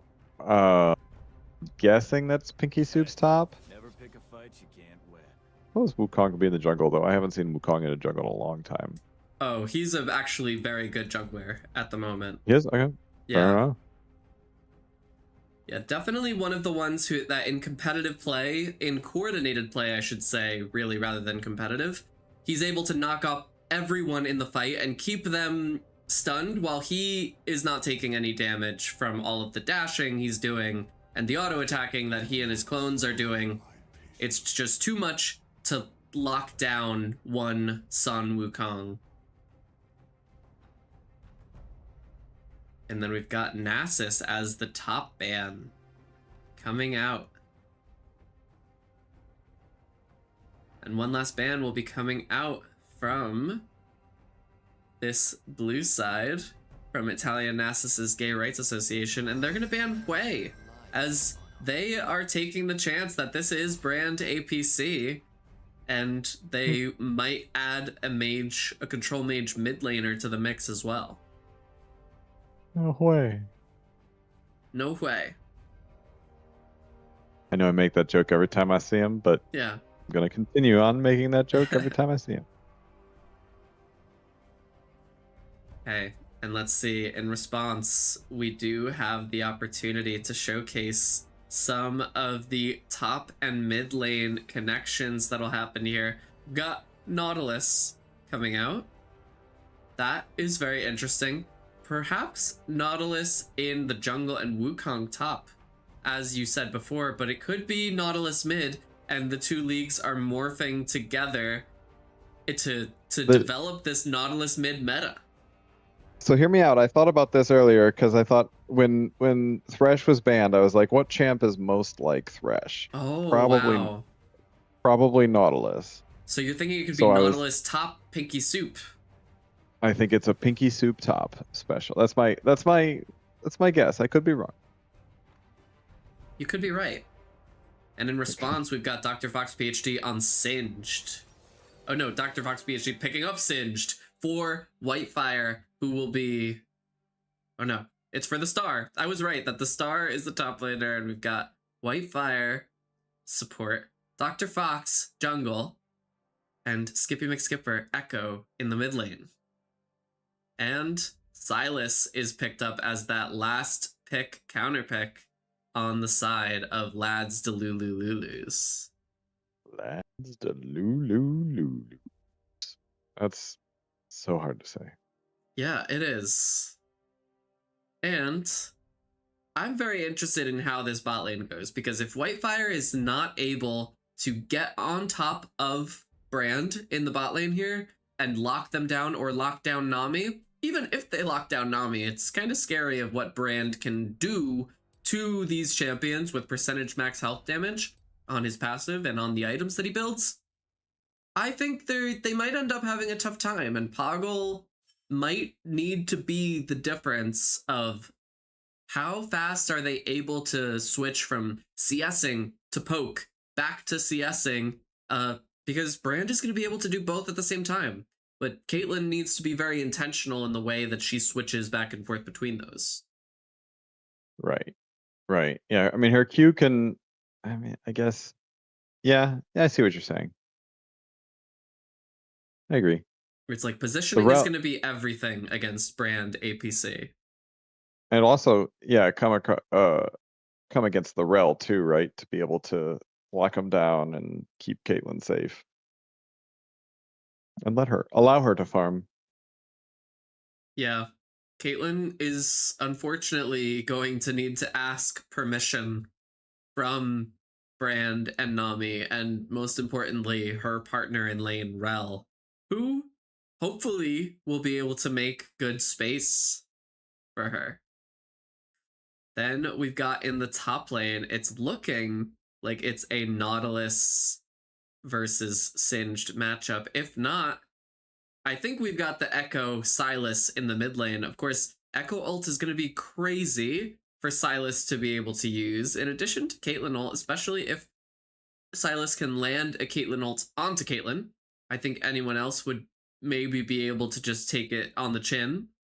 Everyone else doesn't really care about Silas, I suppose. I think the Sejuani ult is good. The Singed ult is good. The Rel ult, perhaps not the most useful for Silas. Yeah, and what good's a Singed ult without his Q? Well, I think it would make Silas's Q do grievous wounds, and it would be a stat stick, essentially. It would give Silas a lot of armor and MR. That's fair. And speed. Yeah. Not right? That I ever think of Silas as needing speed. But And speed never that hurt is, anyone. yeah, speed is king, as I like to say. In almost every game possible, speed is one of the most important stats you can have.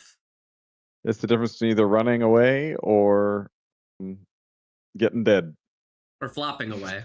As Nami knows, Nami's most recent major change or buff has been the change of her passive to be like a flat move speed steroid for a shorter period that really can give like a Shirelia's like buff to her allies. Yeah.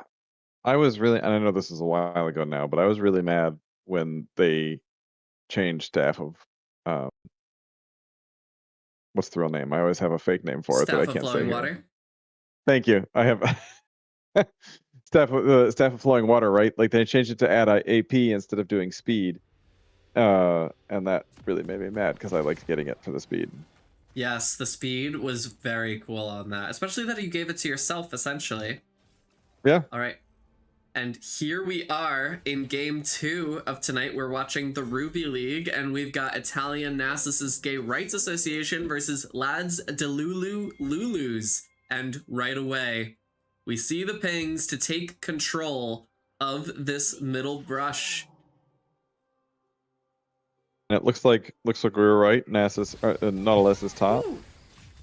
Beautiful damage from the Cookie Nabber onto Poggle and Whitefire already. Poggle losing just about 1/8 of their HP, but that is significant already.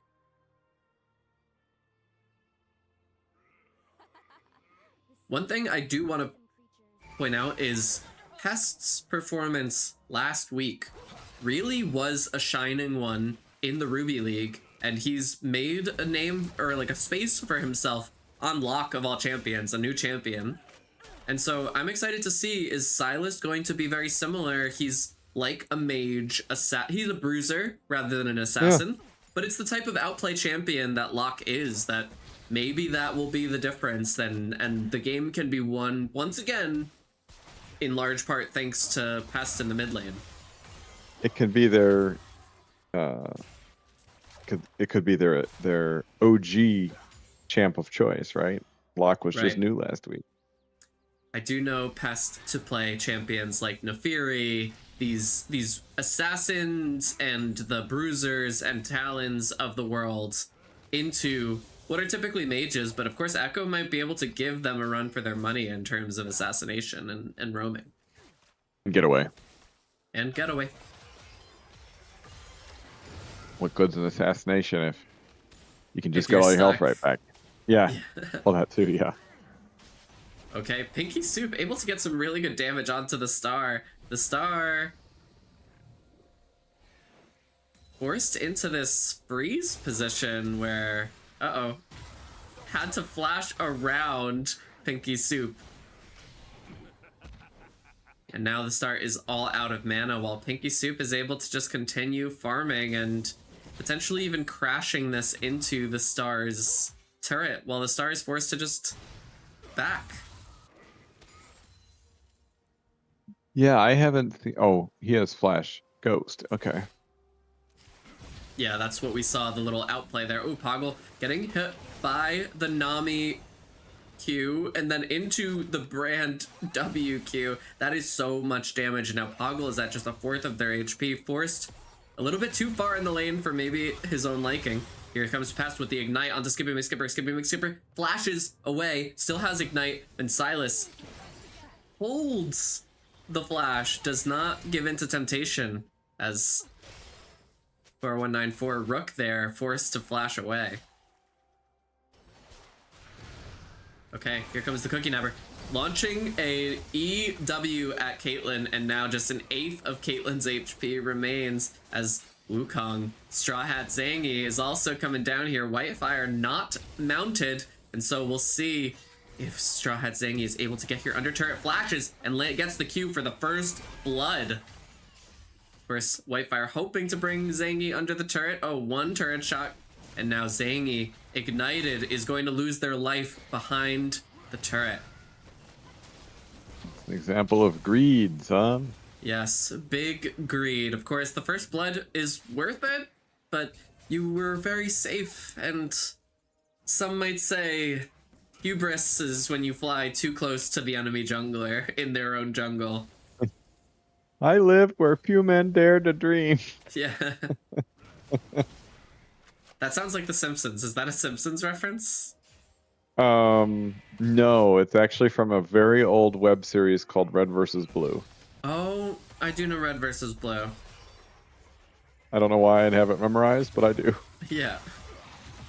Okay, past launching their full combo at Skippy McSkipper, and once again, able to get a positive trade for themselves out of it.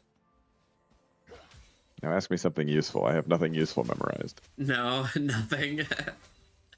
You got some useful info in there. I'm just... It's there, I just not as easily recalled. It comes after Red versus Blue. Okay, here comes the fight in the mid lane. Both of them getting their full combos off, but we can see Skippy and Skipper not able to hold up against all of Pest's damage, and Pinky Soup is 2 levels above the star up there. And now, I really want to watch this. How is the star going to be able to get out of here? Of course, they just got 1 level, but will they be able to... The root comes out from Pinky Soup's auto. The Q lands. The R is coming down. And then with that grasp proc, Pinky Soup is going to be able to 1v1 the star before Dr. Fox PhD was able to get up there to assist his top laner. Yeah, that Stinged is going to need to prioritize some tenacity boots, right? But I don't think it's going to be enough because tenacity only helps with the root, not the knockup. So it's still going to be a problem even when he gets it, the Mercs. So the star might need to get speed instead, right? Swifties? Yeah. I don't know. Swifties would I don't know what definitely help. And here we have Straw Hat Zangi able to sneak the Drake very quickly away, knowing that Dr. Fox PhD perhaps was up top trying to help their top laner. And now Dr. Fox forced into the position of damned if you do, damned if you do, because they tried, certainly, but they end up forced away from the dragon, and now Zangi's in a position to just cruise through the objectives and maybe eventually contest grubs as well. Yeah, but Wukong's getting saucy. Ooh, Is he okay. going? The brand W with Nami Eon is always very scary to me. I shuddered at the amount of damage that I knew the Cookie Nabber was going to do. He's got cookies to nab. Yeah. And we've got Straw Hat Zangi there, waiting in the wings for protection. Okay. And once again, I mean, Red Side, this is what I'll say about Red Side's comp. They are very good at getting their combos off. Oh, beautiful bubble from 4194 to be able to stop that engage in its tracks. But here comes Dr. Fox PhD coming around. The ult from Brand comes out and Nami. Let's see, is Whitefire going to be able to survive this damage? No, 4194 takes the kill and then equalized, but the ignite from Whitefire is what takes the kill rather than Poggle. So ultimately, it's support getting a kill for a support getting a kill. That's right. And it's 3 for 3. Not too far of a gold difference. Zangi coming in for a gank on the star. The star just not able to get away as they take him to Pound Town.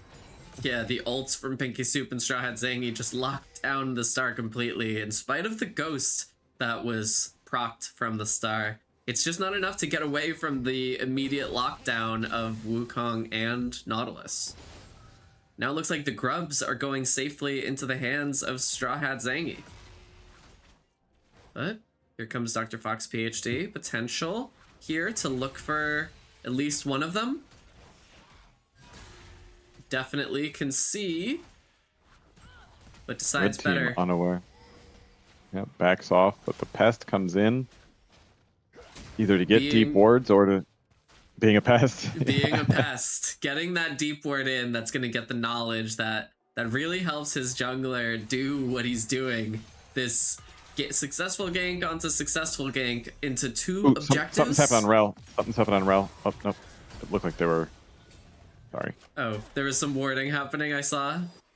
Yeah, I'm wrong. It looked like looks like somebody was being. Oh yeah, it did look like there was about to be an engage down in the bot lane. Ooh, a beautiful bubble. Of course, not much comes of it. Not in the best position to follow up from Cookie Nabber, but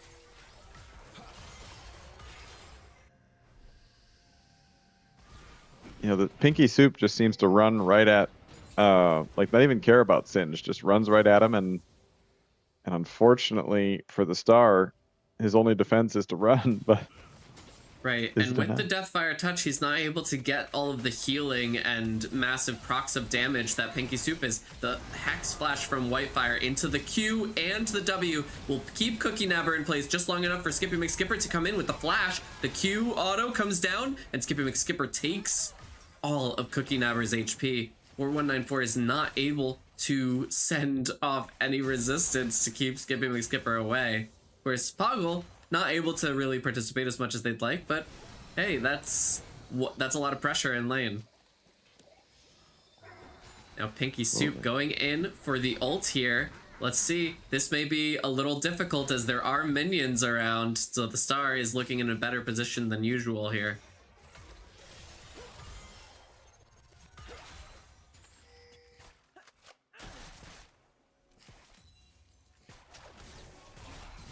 Okay, Zangy able to catch Poggle with the ult. And of course the Nami-E helps a lot, but Poggle staying just a little bit too far up in the lane too long by themselves.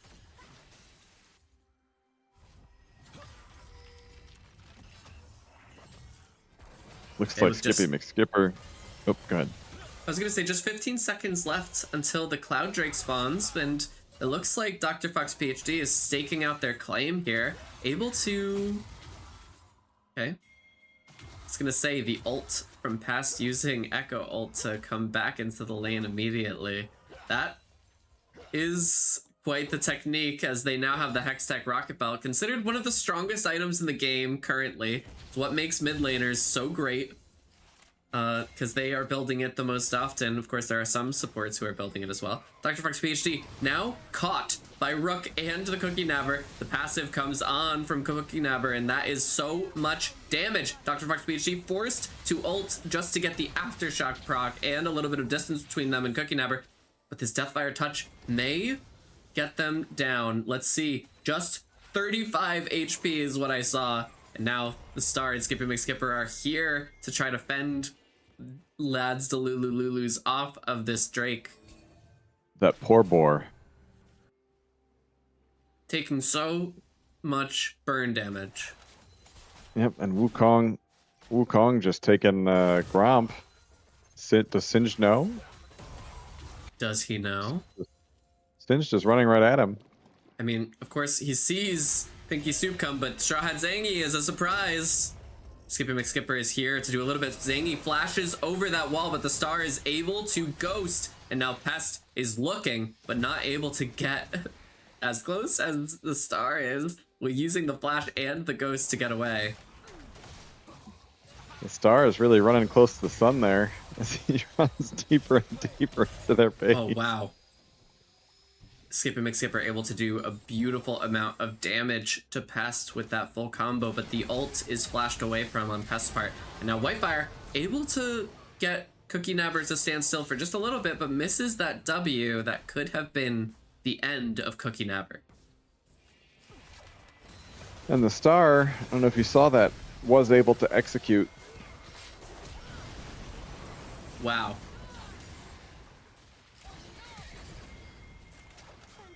And there we go, beautifully done. The Cookie Nabber does fall, being a little too overconfident trying to get at Whitefire, and now 4194 able to, ignoring Whitefire to potentially give the kill to someone else. No, takes it for themselves, as Pinky Soup was trying to come in on Poggle with that TP. Oh, and with this Nami-E. Oh, but Dr. Fox PhD uses their Q to get back under turret. The Star is here waiting for Pest, knows that they would be here. And Pinky Soup is here as well with the TP. It is all hands on bot lane, as this turret may be, well, it's just one plate that is potentially going to go from it, but that may be what they needed in order to secure this Drake, or at least vision control in the river. Can I just say that I feel like Sejuani has been at no health for like 20 minutes? Yeah, playing with her health quite well, I would say. Oh yeah, that's not Yeah. No, not I'm not not a dig. saying. It's Yeah, yeah, impressive. yeah. Yeah. It's impressive that they're around. That they were able to stay alive so long, especially with a Silas that could just steal the Caitlyn ult. Yeah, and here we see Cookie Never now finished with their bot quest, headed mid to do a little bit of zone control and stopping Skippy McSkipper from pushing that wave all the way in. And let's see, it looks like 4194 may be in a little bit of danger as Skippy McSkipper is here trying to protect this control ward at all costs, but how much is he willing to give up as Straw Hat Zangy is here? Okay, Yeah, the bubble lands and Zangy now with ult may be able to stop this. There's no need to even use it. Wow. Echo blinking around everywhere. Unfortunately, it wasn't enough to save his life. No. Ooh, Pinky Soup Q connects to the star and forced to take 2 turret shots, but it is not enough as the star still falls to the ult and auto attack of Pinky Soup, who's now 4-0 in the top lane. Looks like we got a handshake going on. Dragon for Rift. Yeah, we see Dragon taken by Zangy, and up in the top lane, or in the top side of the map, Dr. Fox PhD taking the Rift Herald as both sides share mid almost vertically. Yeah, this could. Oh, here we go. Rel Whitefire, goes that in. Hex Flash is able to get onto Rook, which then she gets the kill as well, as Hoggle is forced to survive on the assist gold there.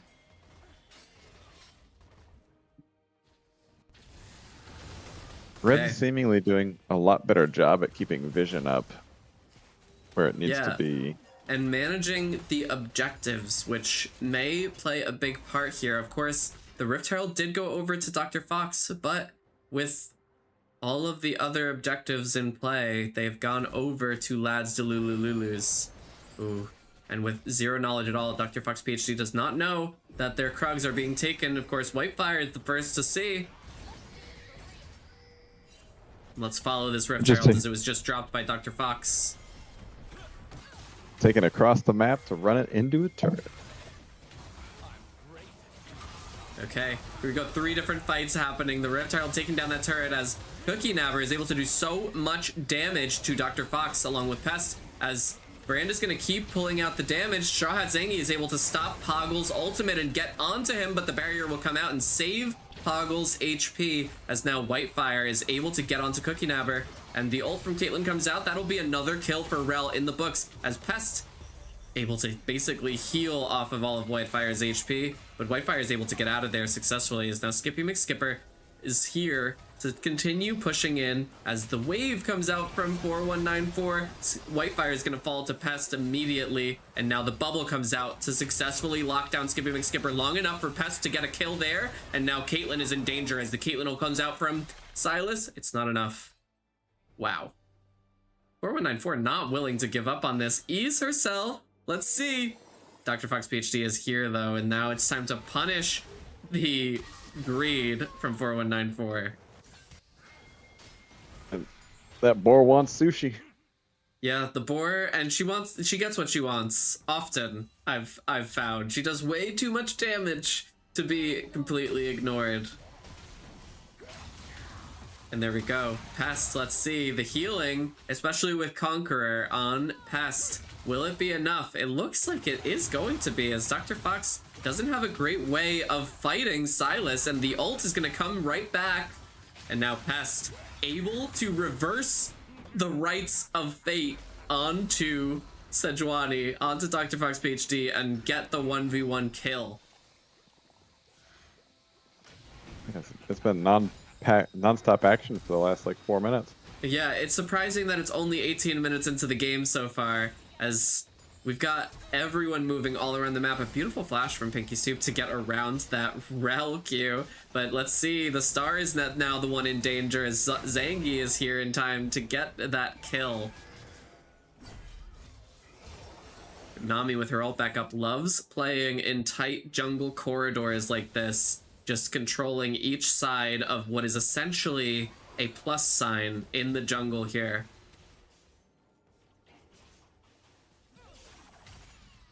I know it was like 20 minutes ago, but that Rift play reminded me of the drive-by from, I think it was last season? Yes, it was last season, one of the first games that we cast.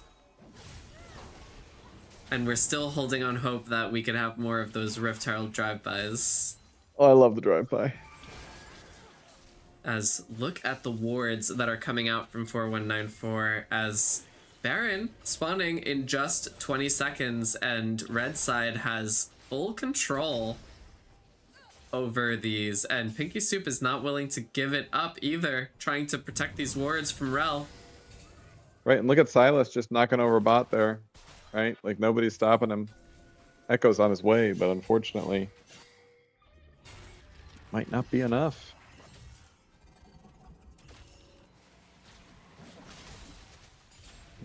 Scared him off.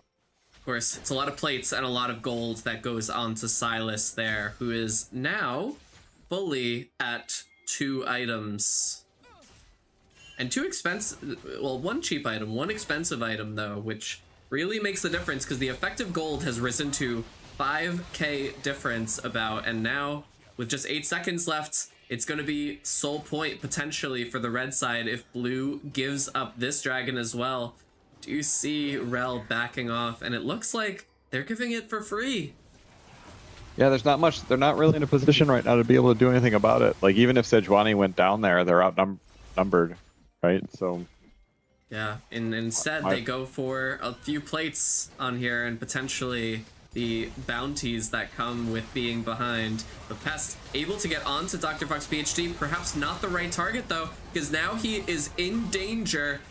Does get out with a little bit of HP, and the Nami bubbles continue to keep Whitefire in check and stunned, but the Star's TP comes in, and he is all over as Straw Hat Zangy has fallen to the 3 damage dealers on the backline, and Star able to get onto the Pest. The ult from Caitlyn is coming out, and let's see, that is enough with the Star and Whitefire continuing to chase. The Star just cannot be caught with that zoom that you just said, right? Zooming. Yeah, well, I'm assuming that was because they were back at base and it was home guard. Yeah, the TP definitely, the TP plus home guard gives a lot of movement speed, but also Singed passive, if he's touching a champion that he hasn't touched in the past, I think 15 seconds maybe at this level, he's gonna be drafting. Quickly, yeah, he's gonna be drafting like Mario Kart. Drifting, yeah, sorry. Yeah, it was super quick. Like, he just ran in,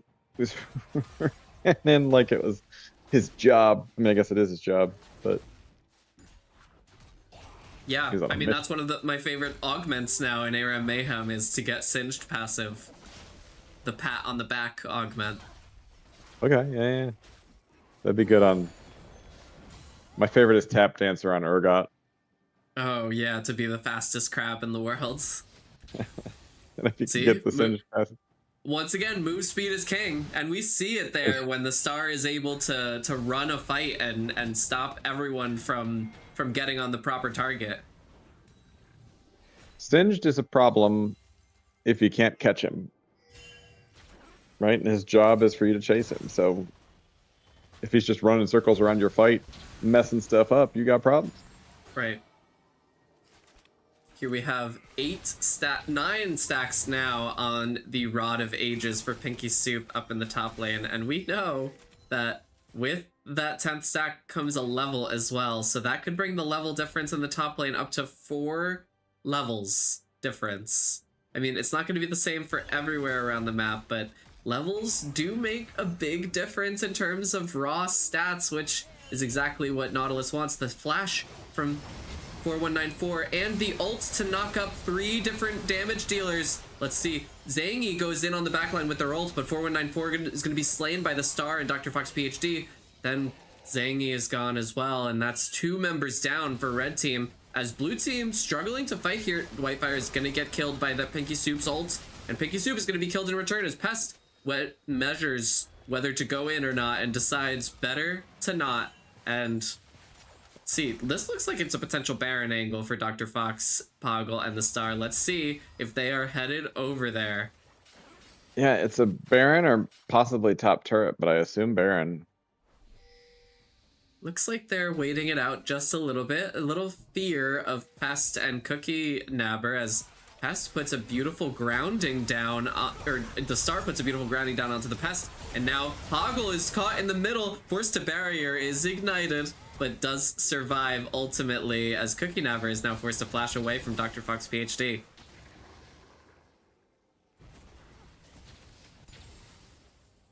All right, they've squandered if they had a chance to Baron. They've gotten rid of it pretty much. Oh, and now they're starting it. Uh-oh. Now that Pest is gone, it's 4 members of the red team that are up, including Zangy. So let's see, it looks like they may have just been baiting. As And now Wukong Poggle is the knows. one taking the damage from the Baron, as Zangy is navigating their way around the pit, trying to make sure they still have an angle in. Okay, the ult comes down onto Poggle as the Nami ult comes from the opposite direction. The Star is slowed. Poggle is able to dodge the Nami Q, but the Baron stuns him into Cookie Nabber's W. And now it is an all-out brawl in the Baron pit as the Star is going to fall to Cookie Nabber. Now Whitefire is running for their life as they're going to be able to get away. But unfortunately, I didn't even see that. Nami falls to the Star's poison that was left on the ground. I believe so, yeah. And red team's securing blue team's blue buff, which is not ideal for blue team, right?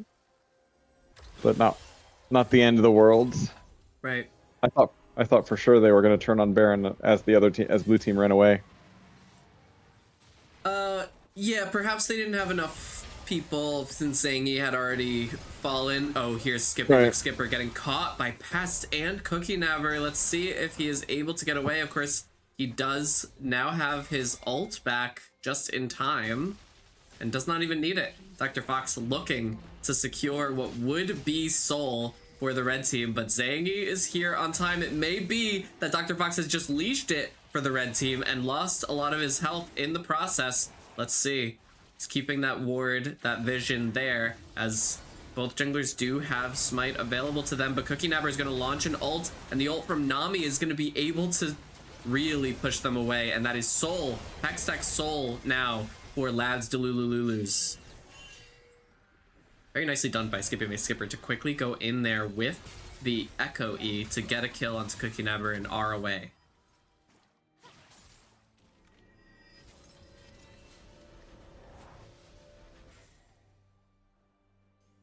Okay. I love the lull that happens right after an objective in a game like this, where it's like, all right, what now? Helps if I don't talk on mute. Oh, were you talking? Sorry. No, it's fine. Not your. How would you know? I was muted. Yeah. I muted Sorry to, that to yell happened at to Cord. you. Yeah. Yeah, I'm sorry. Okay, there we go. Pinky Soup getting a quick kill onto Rel as Poggle equalizes onto Pest. And this is an all-out brawl, but of course the Hextech on every single individual champion is going to be coming up often. Pinky Soup will be the next one to fall as Poggle is putting out so much damage. Straw Hat Zangy trying to get onto Poggle does succeed, but then is killed by Skippy McSkipper as 4194 is trying to navigate around the Star, who is deathly focused. Oh, the bubble lands, and then the stun from Brand as well as Brand passive lands on the Star, and that'll be the end of Singed. I am super curious to see the damage on this Brand because I feel like they're putting out a ton of damage. And this is why Riot has been called in on AP bot laners, because oh my goodness. Where did Nami go? Where'd she go? She went to a different timeline where Echo returned and she disappeared. Different timeline, different dimension. She got Poppy ulted to another universe. Yeah, okay, so that Echo ult immediately one-shot 4194, and nothing really you can do. You see it for a split second, I suppose. Look at the patience of Pest. Pest just sits in the bush and waits for Caitlyn to come out a little bit too far. Goes in under the turret, fails. Oh, the Zhonya's comes Zonya's out. yeah, Zonya's the Caitlyn ult as kind of a stalemate, right? As they both almost Yeah. kill each other and run away from each other. Yeah, of course, Poggle has the safety of their turret, while Pest was almost in danger of sitting underneath it. I don't know. I was expecting Pest to get a clean Zanya's after killing Poggle there, but the barrier, or no, the flash really did come in clutch for Poggle there. It was all. there was some good plays there, on both sides, Yes. right? Like, as I was saying right when it started out, he was just sitting there waiting for the Caitlyn to stay out just a little bit too far, and then just go to town. Like a hunter. Okay, the gold is just about dead even, but what separates these two teams is a Hextech Soul, 3 Grubs, and of course it's all of the dragons on Lads Delulululus, while Italian NASA's Gay Rights Association is keeping it together with the CS deficits in most of the lanes that they have, but somehow still able to keep it in the game. Yeah, they're putting up a really good fight.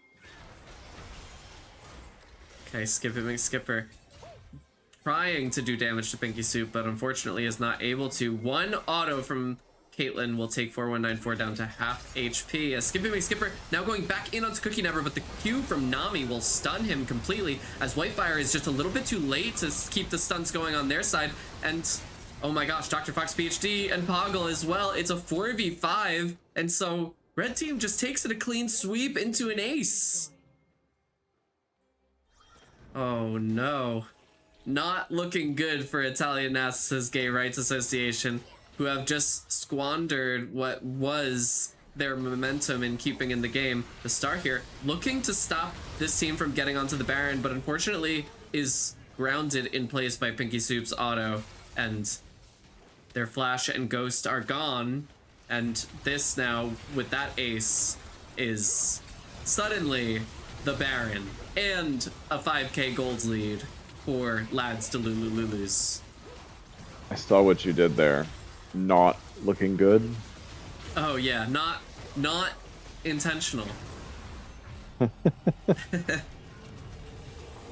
Heard it. I heard it. Elder spawning in 56 seconds as red team's pinging it, meaning obviously they're going to go there. Blue team also aware, and it looks like they may be making their way there.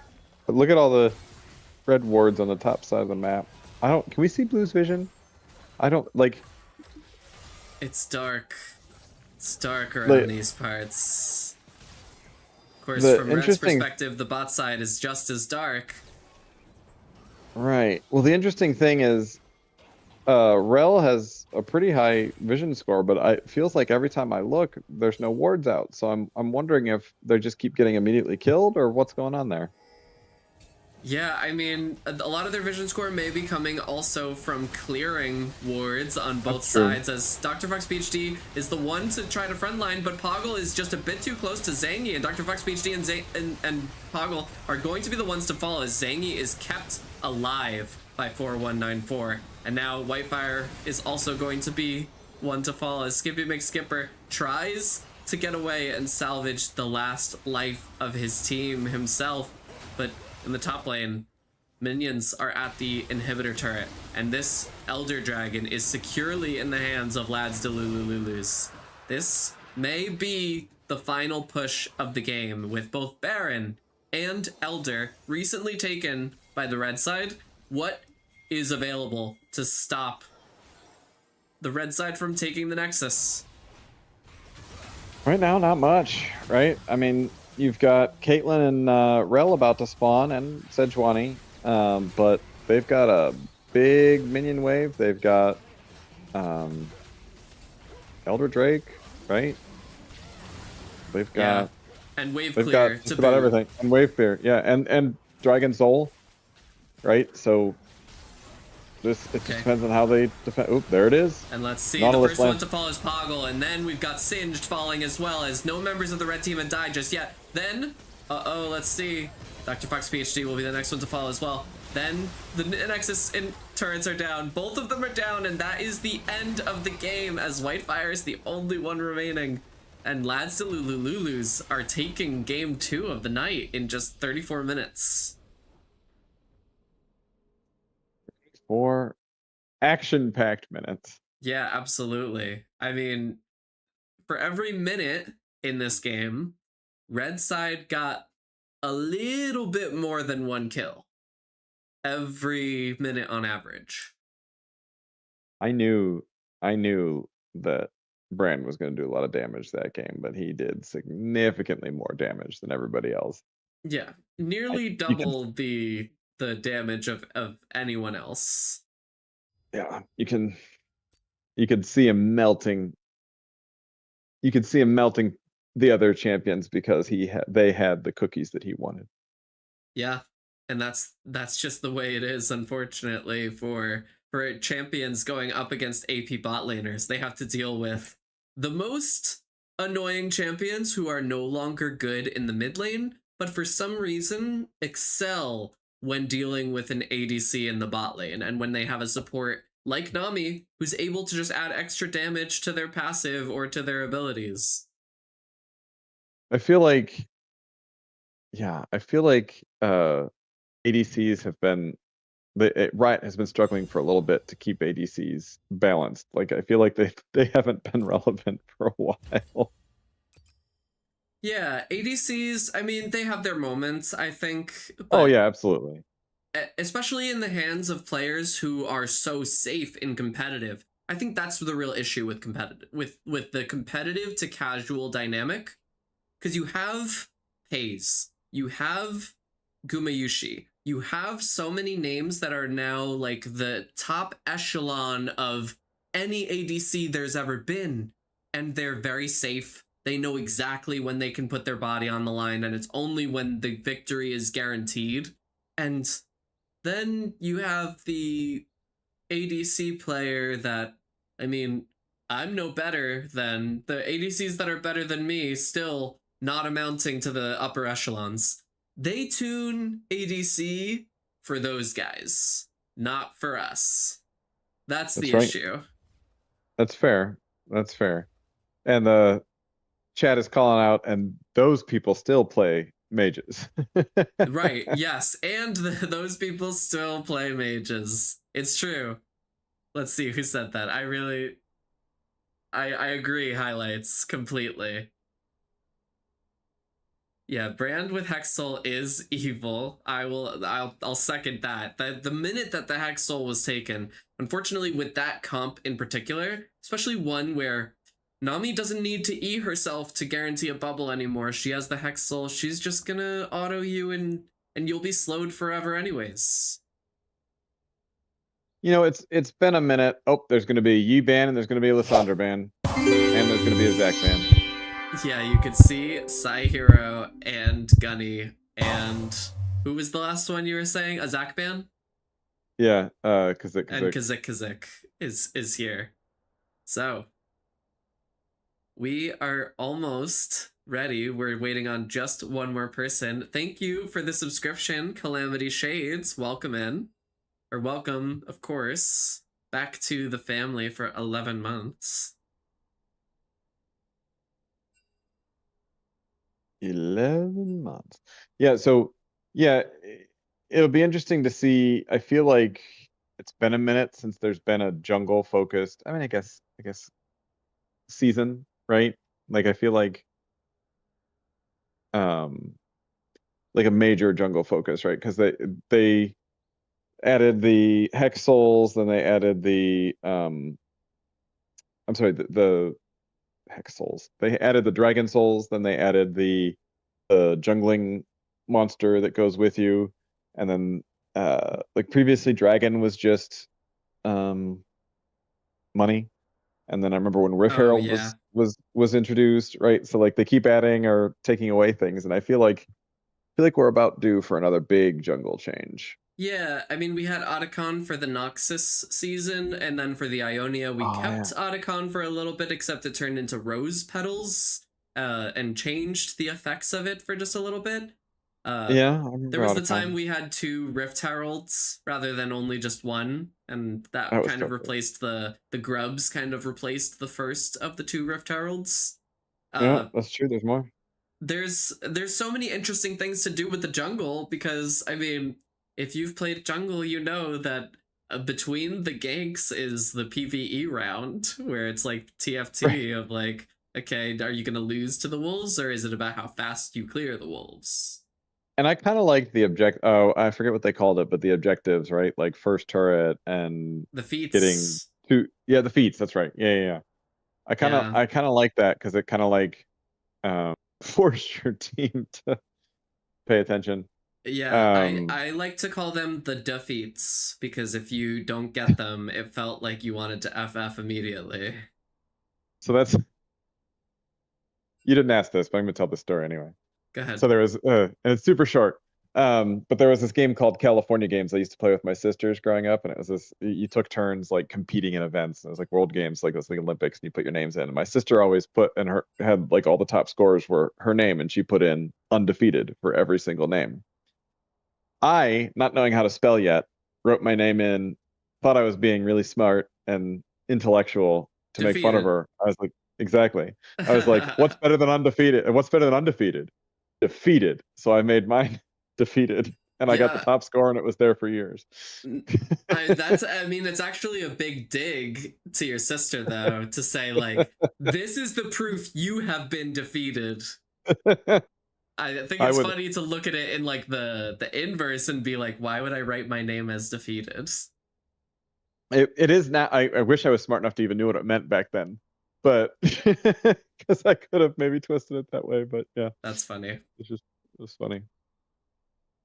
Okay, and we are just a few minutes away from the last game of the night. And waiting for draft, we are going to take just a 2-minute break in the meantime. So bear with us as we prepare for the 3rd game of the night. We're going back to the Pearl League, and we are going to be watching. Which 2 teams are we watching? We are going to see Vagar's Vixens versus Brahms Babes. And we'll be right back. You come on the day of the first week of CMSA. As Whitefire, Ritzy, the Star, and Wait My Pop-Tarts are looking like they're ready for a river engage as the cannon wave is here. The Star lands a beautiful hook on Tanami. The follow-up E from Mel, Wait My Pop-Tarts, lands first blood with that execute. And now Whitefire looking to... Oh, the E does land and Wait My Pop-Tarts ports a flash away. The Star is here, but there's not enough HP there. Oh, Zaya just unable to get the double kill onto Wait My Pop-Tarts, but she does take the Star's life with her. And now it's equalized 1-1 in the bottom, but Zaya's got a bit of an advantage. Pop-Tarts and the Star. Now Jules is here. And let's see. It's looking like this could be dangerous as the Star begins taking aggro. Okay, Jules immediately kills Whitefire, and the Star doesn't quite make it out, but it is a 2-for-1 and a very well executed dive on the part of Blaine's Pirate Booty Baddies.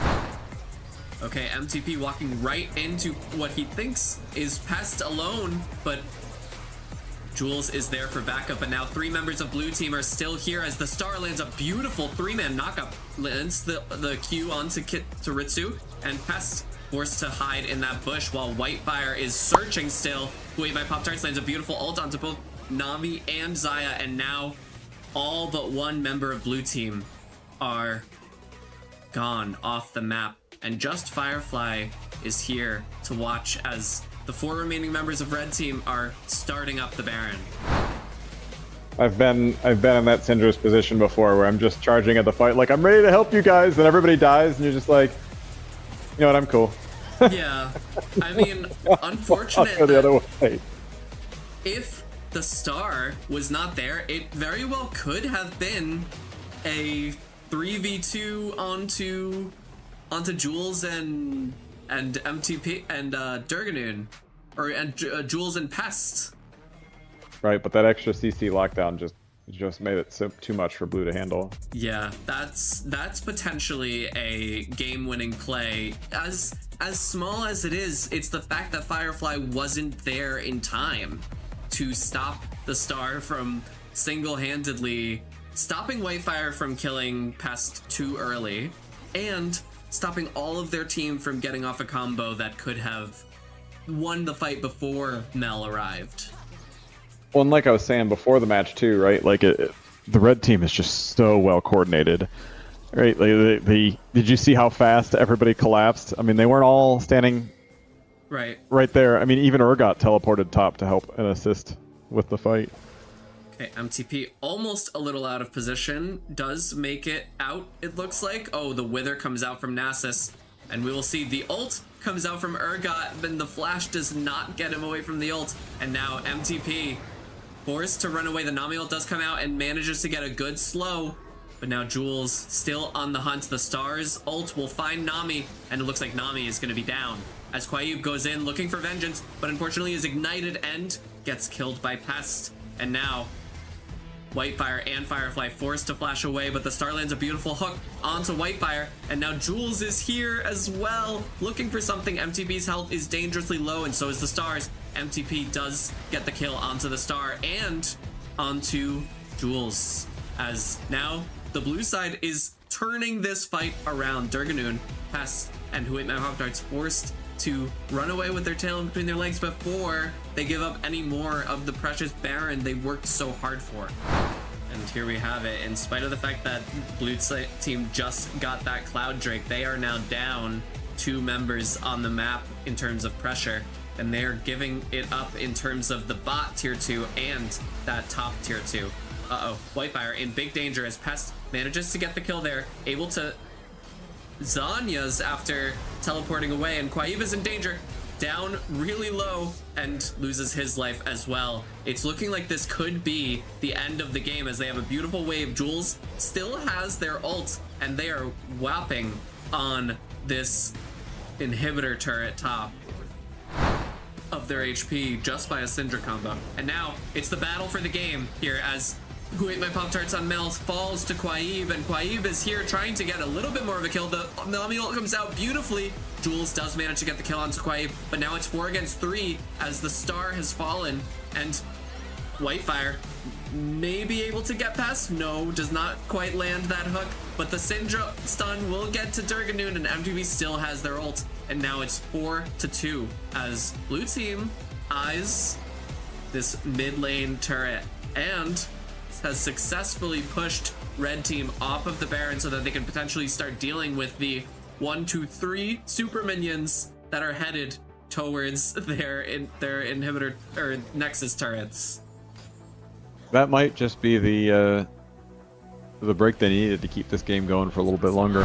As they are here looking for something, but the Baron is nearly done. Ooh, the Star does fall to the blue team as now the red team is forced to run to the back of the Baron pit. Soul's there's a control ward that they're going to have to kill. Who Ate My Pop-Tarts running in at full speed to try to... Wow. If that Xayah ult had not come out, that would have been a Mel immediate end, probably. The Lock ult comes out. There's just 1.5k left on the Soul, and red team steals the Soul points away, and now blue team is sent running out of here. They did not get the Soul they wanted. Whitefire 1v1ing Who Ate My Pop-Tarts as the rest of red team is able to severely debilitate blue team. Now only 2 members of the blue team are left as Baron and no Soul have been taken. Yeah. Okay. It is not a defendable turret, unfortunately. No, not at all. And that will be game 1 of the night to Blaine's Pirate Booty Baddies. Very well done. As we see, it really was. And we are back. Welcome back, everyone. We had such a nice water break in between, and we've got a hashtag ad for everyone. I'm being reminded that you can head to shop.cmsaesports.com for all your new thread needs. This is a sponsored segment, sponsored by Justin Gunny CMSA? Hartman, courtesy of the Ban Master Yi Foundation, which has been very strong in games in which Justin has been present. The band Yi Foundation is known for such things as never letting Master Yi into a game in which he's present. Notably, also, that we're headed into the draft here. Mike knows that we're banning a few champions already. 3 out of 6. I'm guessing we're gonna see a Yi ban. I'm guessing we're gonna see a. Would you? Cats attacking? No, stop. Yumi ban. Rengar ban. Cork ban. Yeah. So there's gonna be Lissandra, Cork, Lissandra, Zach, and who else to say? Yi. Yeah, I would be surprised if any of them make it in. So there's Lissandra, gone already. Yeah, I was sitting here minding my own business, and I'm wearing like workout shorts, right? And Cork just came up on the desk. He's sitting here being all cute. Then he leans over the desk, and then he starts attacking like the little drawstrings on the shorts while I'm sitting here on the. Yeah, Oil does the same thing. Oil loves the drawstrings. You got something to hide. Okay. Oh, and so we don't have a Master Yi ban in the first 3 from. That's interesting. Right. So, right now, they chose to ban Locke over banning Yi, and I predict Master Yi is first pick. Well, we'll have to see, as Yorick is the last ban on the red side, and the red side is. Let me make sure I know exactly who we're talking about. They are Brahms Babes, right? And the first one coming out of Vagar's Vixens on the blue side will be Miss Fortune. Oh, and then we've got Mel. And let's see if we get Master Yi. Interesting. Was Gunny not jungle? I don't know. I wasn't looking. Gunny was on the other team, right? Yeah, he is on the red side here, but he may be waiting to see if Master Yi has some serious counters. Okay, Master Yi really cannot play into Rammus for one, even though Rammus is not the best jungler in the world at the moment. I know, but Gunny is just usually so excited to see Yi. Yeah, even Amumu. I would think Amumu could be one of the champions that Master Yi really doesn't want to see. Or Rek'Sai, or Wukong. There are many. Yeah, anybody that can stack armor. Yeah. Stacking armor and being able to basically point and click, do the stun. There it is. Oop. Nope. It's a tease. Nope. As we go through a whole another ban phase without Master Yi being chosen. Getting so nervous. And they even hovered Master Yi. I wonder if they're trying to get him to waste a ban. Right. Is it a fake out? Or is it a fake out? It's the last game of the night too, so we don't know if Gunny's been able to play Master Yi in any of their other games, or if this would be the first time that this gambit has been proposed of let him have it. We'll just play something that counters it.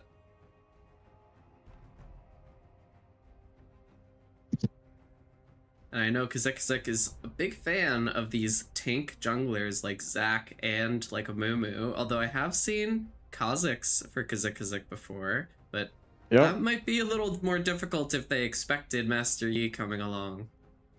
Yeah, they don't. Maybe they're wanting the Master Yi. I don't know. Right now they're probably arguing over who banned Aurelion Sol. Interesting. I'll have to look at the other team. Who's on the other team again? Let me pull it up. The other team has Alex Bose, Gunny, John, Medeo, and Motown Bob PhD. Oh, interesting. Okay. I don't know who on that team plays Aurelion Sol. Yeah, we will definitely have to see, as Oh, here comes the Malphite in what looks to be top lane as... Uh-oh.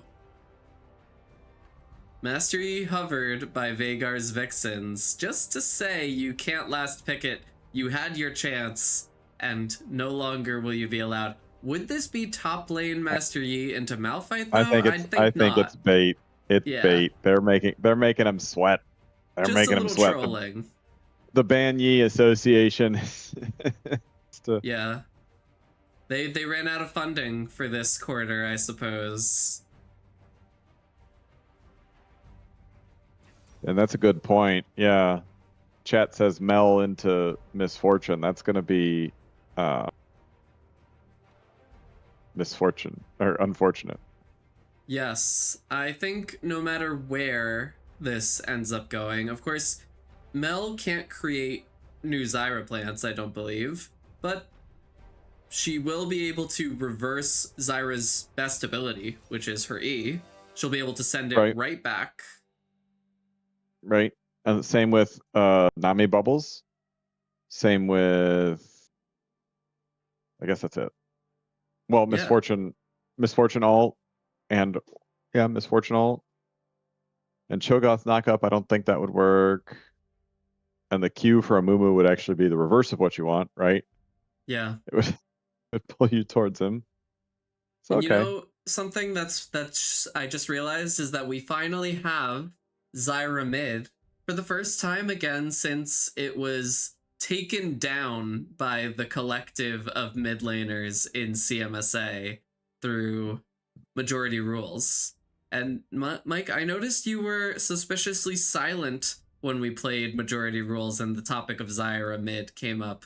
So what are your thoughts? Is this going to be a successful Psy Hero day for Zyra mid, or is it better served on a different champion, you think? Will she have a tough time against Silas? So I'm gonna say this only because I know Psy Hero. He plays a lot of Zyra, and Mel are his backups. So since Mel was picked by the other team, he went Zyra. So he's actually pretty good. Not a lot of people play Zyra mid, so we'll see. We think he's against the Silas, right? So, right. You know, I don't. And now that I'm thinking about it, I don't know how the stealing of Mel's ult would work. Or I'm sorry, he wouldn't be stealing Mel's ult, so that wouldn't make any sense. Never mind. No, you're all good. I don't know how it works with Mel's ult either. Maybe it gives stacks of overwhelm suddenly if you are playing and you've already stolen Mel's ult. So you get to have the stacking part of and whatever briefly. Whatever other spells you happen to get off on him at the time. Yeah, that makes sense. Of course, most useful is Silas into Cho'Gath, because we may be able to see Silas grow to a size never seen before. Where, if it were me, I might want to put Silas in the top lane against Cho'Gath and let Malphite deal with Zyra. Even though it's not a favorable matchup, I might say it's best if we swapped these. If we just want a really big Silas. Yeah. Either way, I'm sure Silas will be visiting the top lane to collect that ultimate ability, because it's one of the strongest counters in the game. Of course, Silas into Malphite, Silas into Cho'Gath. Those are two of Silas's best cases. Silas stealing a Mumu ult. Silas, the only one perhaps he doesn't want is the Zyra ult, just for the sake that he can't make big plants. Yeah, I mean it does It does a lot of damage, and it does a knockup. So it's CC. Right. It's not horrible. Holds people still for a while, and if you're a Mumu, you want people to stand in your W. Right. Yeah, I'm afraid for blue side here for Vagar's Vixens, just because there's so much zone control. It's like every champion is designed to either say you can't group up or else I kill you, or you have to be fighting front to back with your tanks in front or else I kill all of you. Right, and the tanks, I mean, they do have good tanks, right? So if the tanks do their job correctly, it's possible, right? But the Brahms Babe's team is designed to keep people away, and if you Right. get closer, we destroy you. Yeah, it is going to be an interesting one for Vagar's Vixens as we are now starting to load into this game. Here we go. Somebody did bring up a good point. Oh, that's a Jin support. I didn't put that. Jin support? I Okay. see. What is happening here? Yeah, Jin support. Medeo on Jin I, support. This is something I've seen only once before. So not reinventing something out of thin air, but Medeo better be hitting these W's, I suppose, because that's all Jin support is designed to do.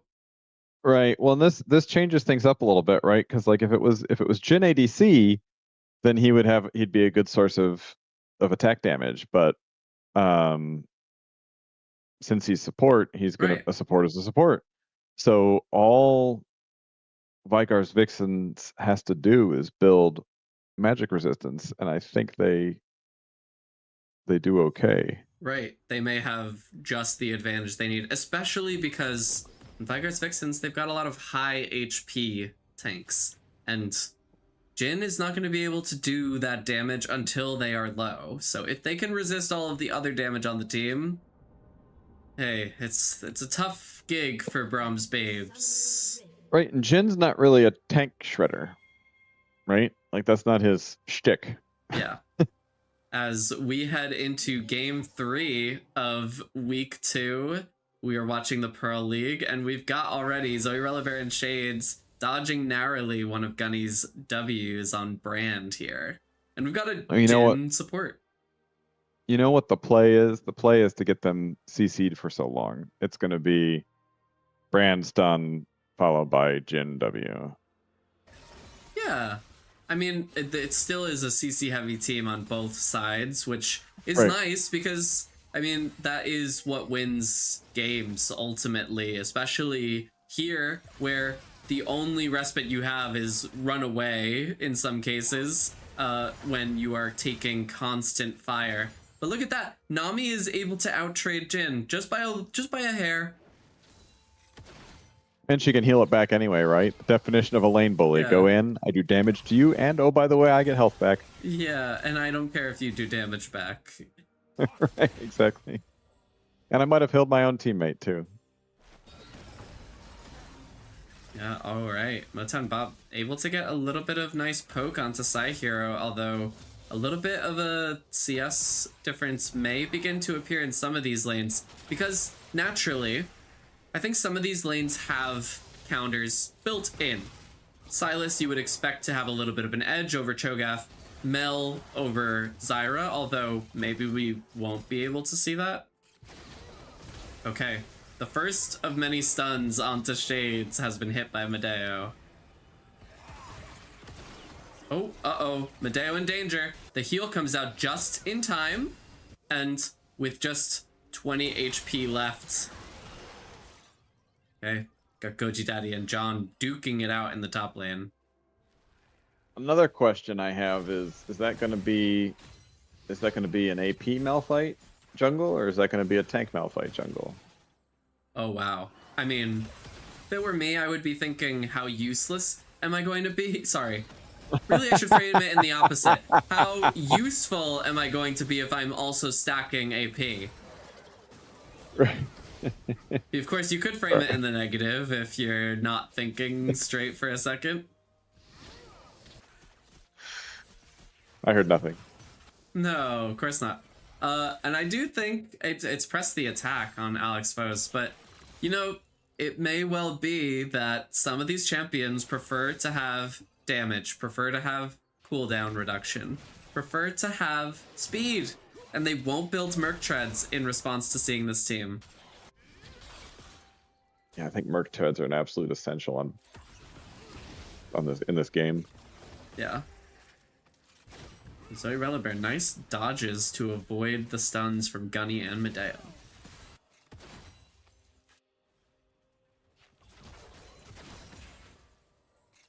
Nami at low health and low mana, sticking around, I'm assuming, because just keeping Misfortune alive, but just has to hang back a little bit to be safe. Probably not used to Jin poking only them though. Right.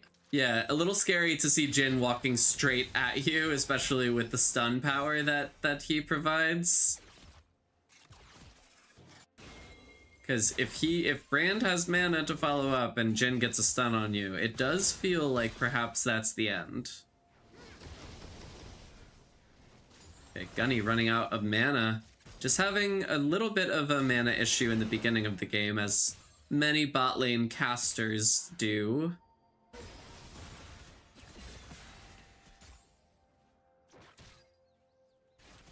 Yeah, and if you look, Zyra is ahead in farm as it stands now. Oh, here we go. Alex Foe's going for the first gank of the game, but unfortunately only just able to walk up as Malphite has no movement abilities yet. Sorry, you were saying? I was gonna say Zyra's up in farm right now. Not much to report. Not horribly up in farm. Just seems to be doing better than Mel, and there's not really much that Mel can W off of. Yeah, you're right. The E. But if you just don't cast your E and only do damage, it's not. Yeah, you just clear the waves and leave. That might be the solution into Mel.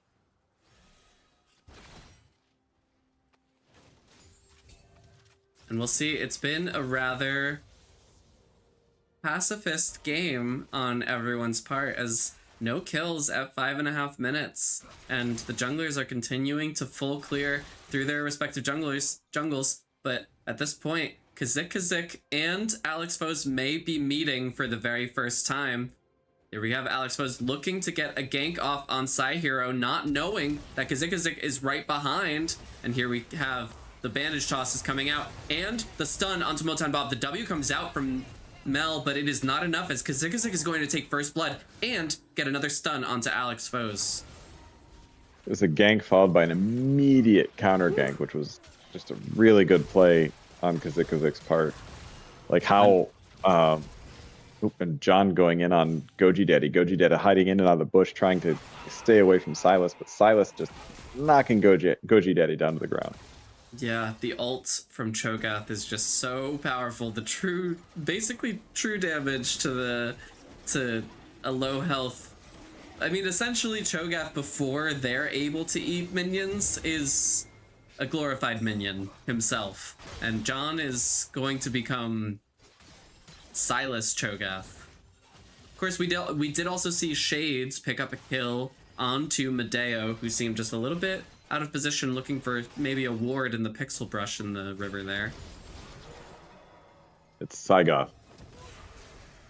Saigoth. Yeah. I like that. Or Cholis. Cholis. Okay. Gunny able to get the ult and a full combo onto Zoe Relibear. The W from Medeo keeps Zoe Relibear still so he can get the last auto op, and that is a full 100-0 combo. Yeah, and that's just what we were worried about on the brand side, right? The damage plus the stun plus the W from Jin. Just not moving is no longer an option, sir. Yeah, it's two casters both being able to just say, like, you mind if I unload my entire kit? Because that's what I'm here to do. And that's what I've done. Sorry, I didn't wait for your answer. Yeah, without movement abilities on these champions, and Shades forced to give up their W every time that Brand does the conflagration, the fire that ebbs out from the minions that are already on fire. It's difficult to avoid all of these abilities that are coming their way. It's like Kazik is making an eye for Void Grubs, and Malphite looking for a mid lane gank. Cancels the gank. See, Goji Daddy using their E on one of the grubs, but now John and Alex Foes are here. John has taken once again the Cho'Gath ult, and let's see, it looks like he's raring for a fight. But the fight request is denied as Goji Daddy and Kazik take the long and safe path back to their respective areas. I mean, they got what they needed. They didn't need to stay around. Right. Smart to avoid the Cho'Gath ult Silas. I have a feeling that's going to make me laugh later.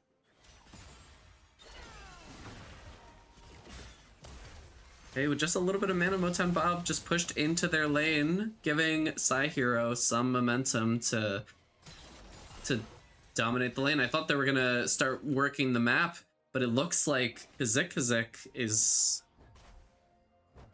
Let's see. They have a full bot side full of camps, and they're deciding to choose that over getting the Scuttle respawn. Yeah, and they're doing a good job. Hero, able to get this kill onto Motan Bob as the Ignite is going to finish him off. Kazik's doing a really good job of staying up in farm and getting the objectives that he wants, right? So yeah, absolutely. Choosing to get the buff, I mean, I guess makes sense, right? Because he just wants to be able to get gank again. And right. See in the chat a little bit of banter back and forth. Psy Hero apparently emoted and pressed too many buttons on accident, but it's all good. Motown Bob understands. yeah, those unaware, if you're not part of the league, there's a vibe code where you're not supposed to emote at each other. No BMing. Yeah, especially not right after a kill. Feels like maybe Right. BMing. More so than just you both miss each other's abilities and then you put up the shrug emote, like the what happened. Right, That right. probably fits in. I love putting I've up done one it. of those like scared emotes after I missed an ability and be like, what was that? Well, I think your favorite emote, if I'm not mistaken, at least it used to be the Soraka coffee. Oh, I do love that. This is fine. Everything's Yeah. fine.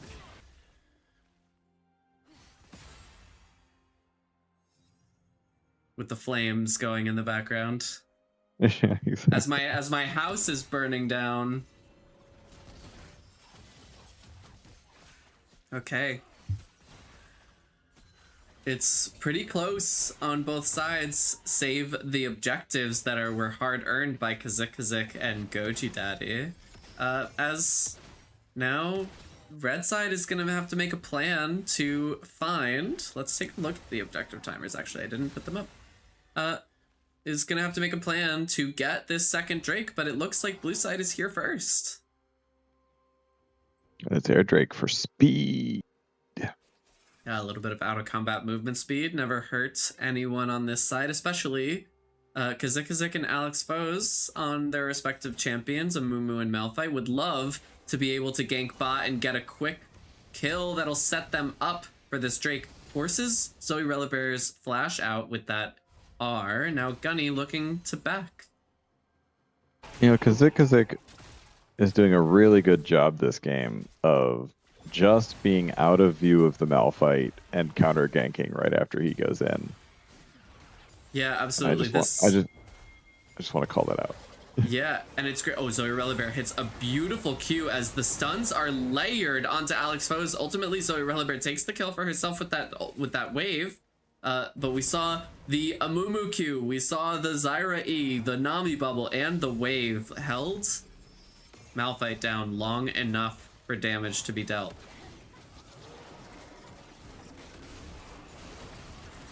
Okay, we have Jin opening up the ult as this dragon is not free, so says Medeo. It is a support Jin with just 3/4 of an item built, maybe 2/3 of an item built, but still it's enough to get Veigar's Vixens off of the wave, and now the Nami bubble reverses the fates on Medeo, who is forced to flash away. Uh-oh. Gunny walking a little bit too far away from his turret, now forced into the alcove, but Kazik is here. Let's see. It doesn't look like he's gonna make it out of this one alive, as Kazik is here with his ult. Let's see if he's gonna cast it. Nope, no need. The flash from Gunny to try to get the kill on Zoe Relibear is fruitless ultimately. Yeah, good attempt though. Like if you can't beat him, join him, right? Like trying to Right. take him down as many as he can with him. We do see a Silas that has grown 2 times in size from killing Cho'Gath with 2 feasts, and it's about time that Silas takes the ult back from Cho'Gath, and we'll see. His heart grew 3 sizes that day. Yeah, and we'll see if it's generosity truly from the Grinch. As Alex Foes is forced to flash away from the combo of Psyhero, the Zyra root, and a Mumu stuns. Okay.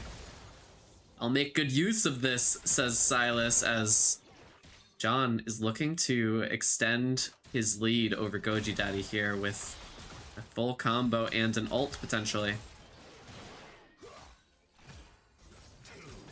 That he's not willing to use on minions. He's waiting to do as many combos as possible to get the kill here.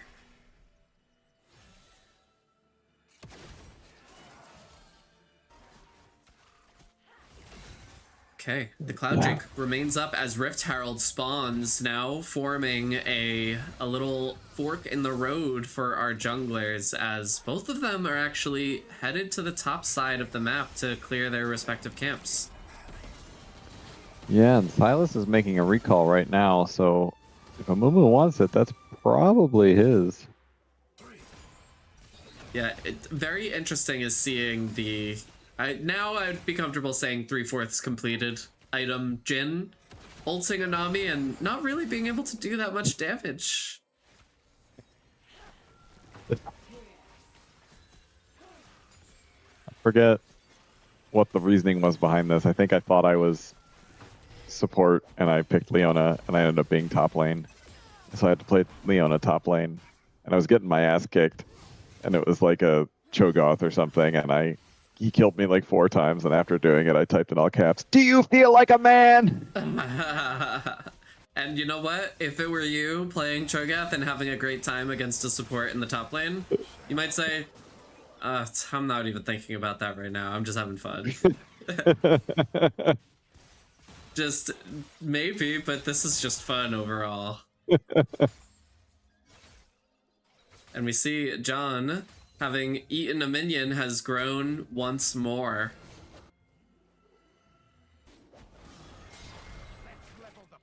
I forget. That gives him more. It gives HP and it gives size for every successful eat. Hey, John. What is size? Sorry? I was gonna say, what does size do? It just gives more. It's like size. Like I know it increases your hitbox and it'll increase the hitbox of your abilities. As Alex Post launches a great gank onto Zoe Relibear, but Shade's able to produce such a compelling ultimate ability right back onto them, and partnering with Kha'Zix, that's a triple kill for the bot lane here, and only giving up Nami's life in return. And with John dead as well from the gank up top from Psyhero onto Goji Daddy, that's nearly a full ace, but still not going for the dragon here, just playing it safe with the 4,000 gold lead they've earned themselves. But yeah, size is really important because it increases the size of the Silas abilities, which he already has so many lollipops of, like, he touches something he's not actually touching, but with size comes you're able to do whatever you want. You're able to ult quicker if you have Cho'Gath ult because you are physically closer to them than it looks like you are. Makes sense. With great power comes great responsibility. It's true. And Silas, we'll see if he uses his hunger respectfully. See if the Cho'Gath ult must have worn off of John there. I didn't see him use it. And it doesn't seem like he grew in size. As Kha'Zix and Goji Daddy take the Rift Herald up top. Looks like it's a fair handshake here as Shades is not able to put up any resistance as all 5 members of the red team take the Cloud Drake, their first dragon of the game. Yeah, they dedicated a lot of resources to that, and rightfully so, right? Like, preventing the blue team from getting another dragon isn't a horrible thing. Right. Okay, we've got the Umbral Glaive coming out from Jin. That'll be a lot of wards being cleared as we see the vision score is already popping off for Medeo. Now, see, that's an interesting thing too, right? Because I wouldn't expect Jin to be able to kill wards quickly.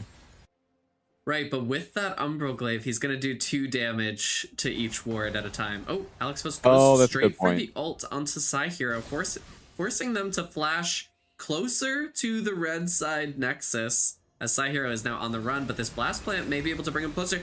The ult and full combo from Psy Hero is able to kill Motan Bob, as he now is willing to give his life up in return, but gives over a shutdown to Alex Foes.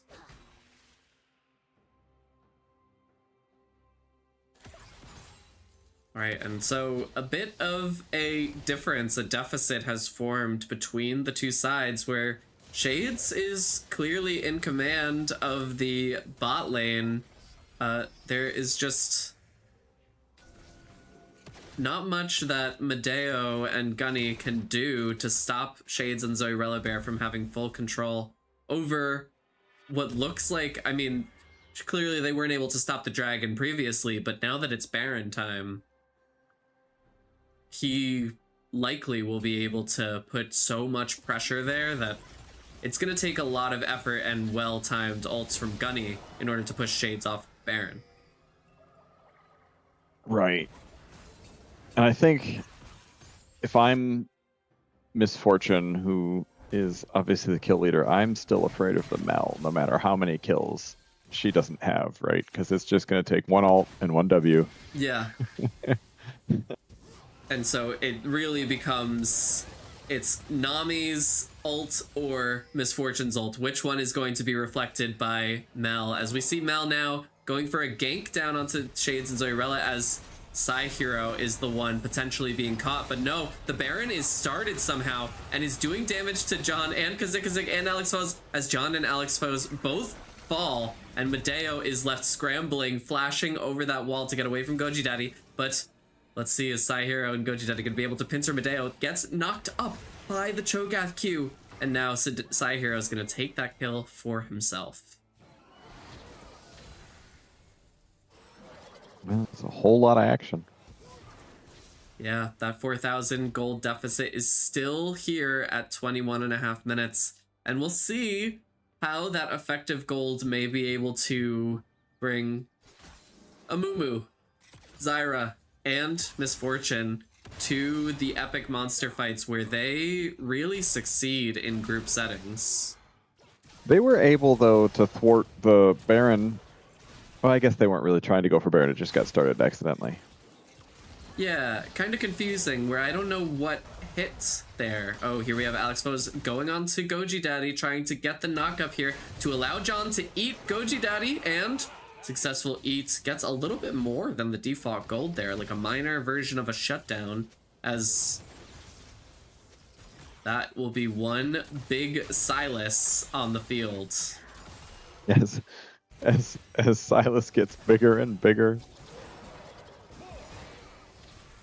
I think scarier and scarier. I don't want to face a normal size Silas. Oh, here comes Relibear's ult, hitting both Medeo and Gunny, as Shades is able to quickly clean up Medeo with 3 auto attacks. And that'll leave Gunny all alone, as Kazik is here for the dive, potentially. The Rift Herald is dropped and the TP comes out from Motown Bob. There are 3 TPs, so I had to check. That turret going down as Kazik is able to get that damage onto there. But here comes the Misfortunal, and Mel not able to reflect it as Motown Bob falls. Gunny Hartman also knocked up, and John sends Zoe Relibear's ult right back at her. And here we have Alex Foes, unfortunately forced to go the long way around as he realizes he's not ready to fight this 4v2. And so yeah, he doesn't have falls his John. ult. He doesn't have his ult, so he doesn't really have his damage, and I did not look at what he's building. He's building tank. Yes. Completely tank to try to negate Misfortune's damage, but unfortunately that leaves all of the magic damage of Vhagar's Vixens to still do a lot of damage to Alex Foes. Right, which to answer your original question, right, Zyra is doing damage, is farming well, and it appears to be winning. How much Okay. the Goji Daddy, not able to move for perhaps 4 or 5 consecutive seconds, does fall after taking that top tier 2 top turret. What were we gonna ask? I was going to ask how much damage that Leandri's, well, I guess all of the Leandri's, but specifically the Leandri's on Zyra were doing, has done. I don't know if it does it track that. Oh, it does. 750 to 1600 from Amumu to 3250 on Brand. Of course, Brand is always going to do that much damage, especially in the bot lane where he has 2 people to fight rather than 1. Yeah, I feel like champs with burn are going to do a lot more, but especially against champs like Cho'Gath, who are going to get a lot of. Medeo caught just out of position. I mean, that really, it's like you can't be there all alone against Kazik, who does have the damage to one-shot a support ADC, especially. Right. And check in on the builds. We've got only 2 Merc Treads, but they might be really important Merc Treads on the side of Veigar's Vixens. I don't know if it's true anymore, but for a while they moved Dash into the support category. Oh yeah, I was familiar. This is like also the old Imperial mandate when she was there. Okay. Did they move her back? Waiting for Kazik. Yeah, she's no longer in the support category. She can't support it. She can't do it. Okay. Can't do it. Psyhero flashes forward and is immediately rerouted back in place. Gives the thumbs up. That's okay.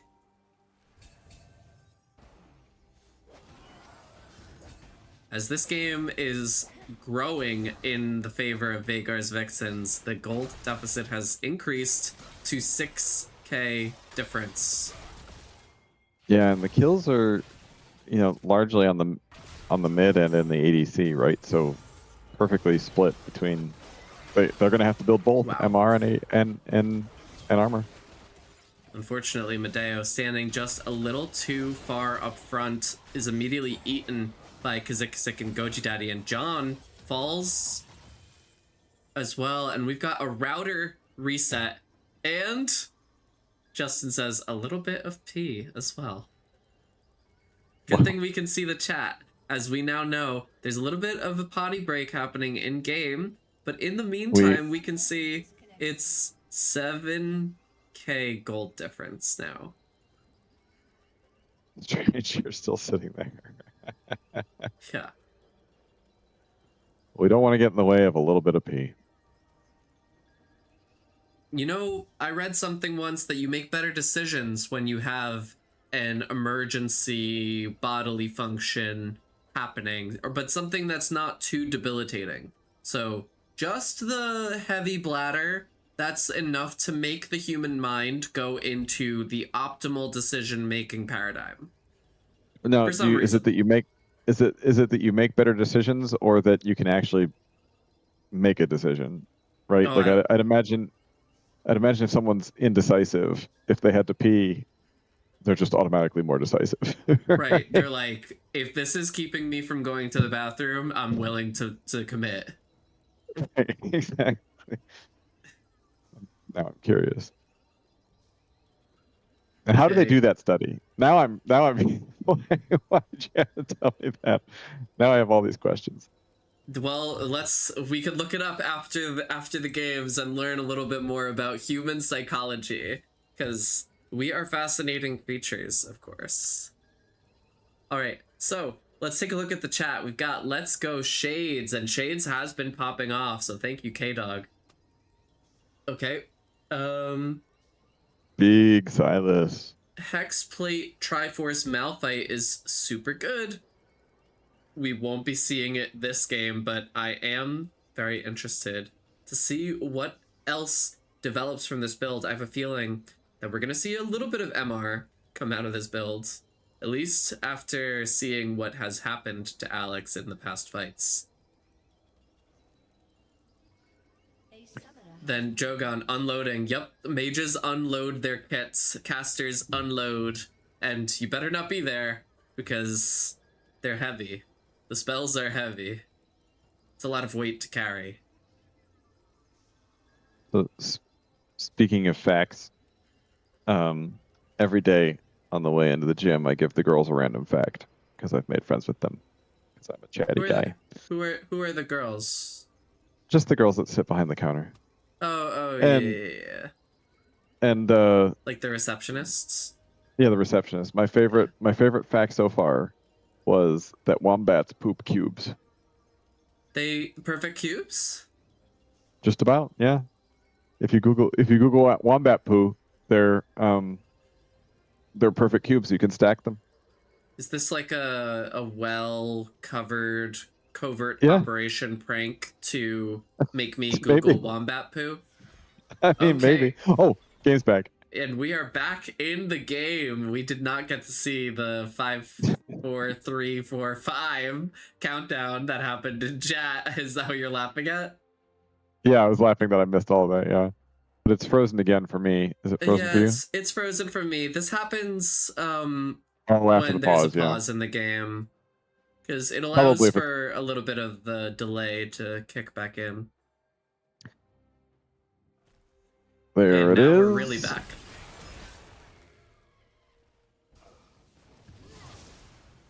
Brand trying to get some.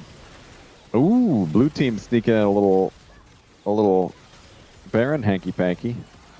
Yeah, and with all of the damage coming out from Shades, it's going to be quite easy for them to take this Baron and put it right in their pocket for a siege. And it looks like mid lane and bot lane are well poised for the siege as Psyhero is there with plants and a full minion wave. Yeah, Brahms Babes isn't out of this game yet, but they certainly have to get some things, catch some people out of place in order to win this, right? Right. And I mean, what would be interesting too is if we started to see from John a health scaling item, perhaps Riftmaker, that comes out to match Cho'Gath's builds. Cho'Gath also has it.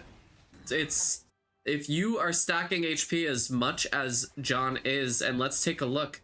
He has 7 feast stacks, 1120 bonus health. Cho'Gath has 10, gaining 1600 health.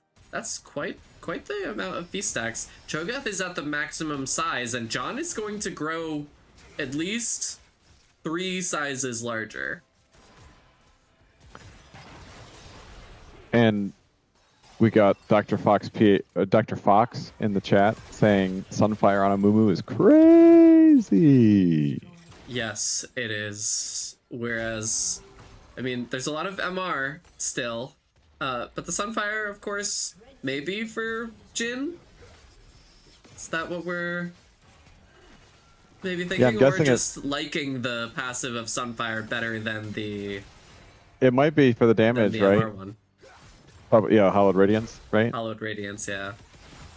Yeah, that is an interesting choice. Maybe he died to Jhin and Jhin did more damage than he would like, or maybe he likes the Sunfire, because if memory serves, Sunfire is based on your maximum health, right? Am I not? Yeah, so is Hollow Radiance, but the ratio is just a little less because the Hollow Gotcha. Radiance has a different passive. Okay, the flash coming out from Gunny is gonna get that 1v1 and he's gonna triumph over Psyhero, but as that's happening, Psyhero not present at the... I mean, no one on blue side was present at the dragon as the the sole point for Veigar's Vixens is now taken.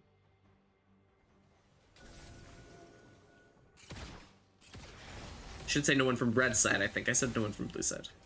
Yeah. Here we go. I was like, I confused myself in the middle of that sentence. It's okay. I was born confused. And screaming. Okay. And screaming. Here we go. John growing in size a little bit more as now we've got the gargantuan battle in the mid lane. It's looking like Nintendo 64 Rampage, but here we've got the Avengers coming in. Alex Foes comes in with the ult, and Goji Daddy will be stunned, but the Misfortune ult from Shades is just not in reach as Kazik is the one doing all of the damage as Goji Daddy is able to get their eat off onto Malphite, and Gunny Hartman is going to go down. And John issuing the Nami ult to get a lot of damage back onto blue team, as red side has seemingly turned this fight. Oh, but not before Psyhero is here to pull out a lot of the damage onto John. And the Misfortune auto and Q will take Silas down. And now, once again, it's reversed as Shades is pulling out so much damage. 11-0-2 with 3.5 full items. He cannot be stopped. His wake of destruction is in the shadow of 2 pistols. So I really thought red team had pulled it off there for a second. Me too. Whereas I think it was because Shades just did not have the angle to enter the fight Right. just yet, and that ult didn't do much. Well, and the Jin ult I thought was going to kill the Cho'Gath, but it didn't. Right. It ended up being the Nami ult that did all the damage, which was a nice little surprise. Yes, it is the thing about support Jin is we keep thinking that this is going to do damage. But unfortunately, I'm afraid to look at the end of game screen to see who might have done more. Yeah, what is that? I don't recognize that item next to the support item on Jin to the left of it. What is that? That is Rectrix. That's move speed and attack damage. It builds into quite a few items. I believe it's building into a Yumu's is potentially what Jin is building at the moment. Okay, so he's going full AD. Yes, and lethality. Yeah, wait a minute. This isn't Yumi jungle. Instead, we get Japort, which is Jin support. Right. Not Youngle, not Jungle, not Jingle, but Japort. You know, there's one of the team's names is Jin's Jorts, and I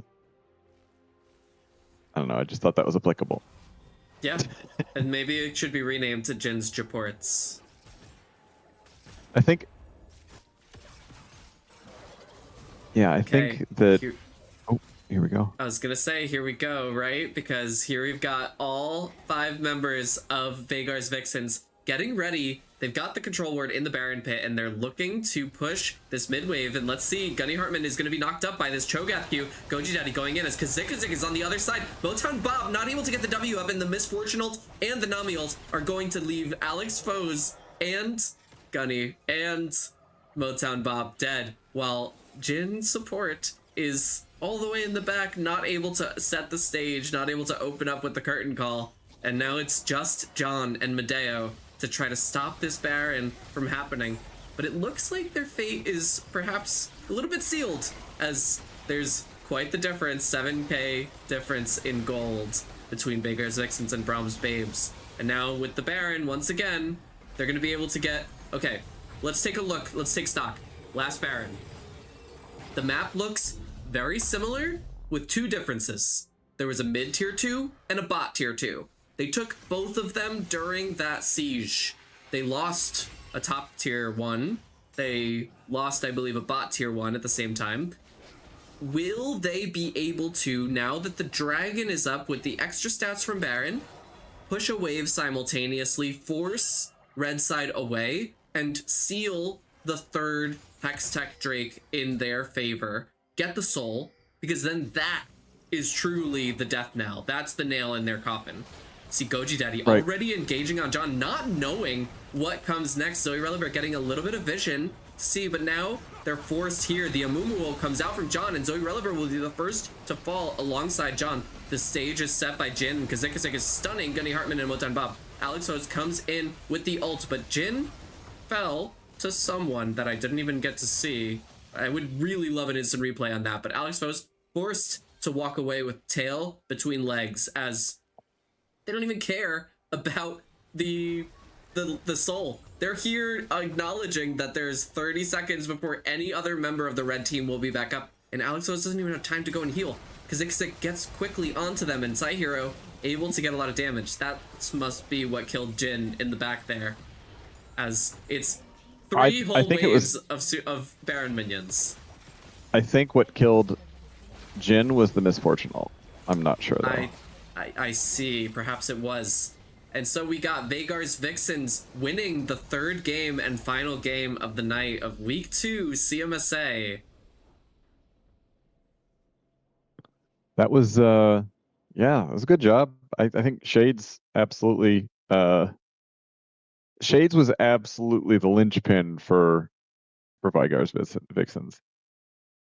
Yeah. I can absolutely see.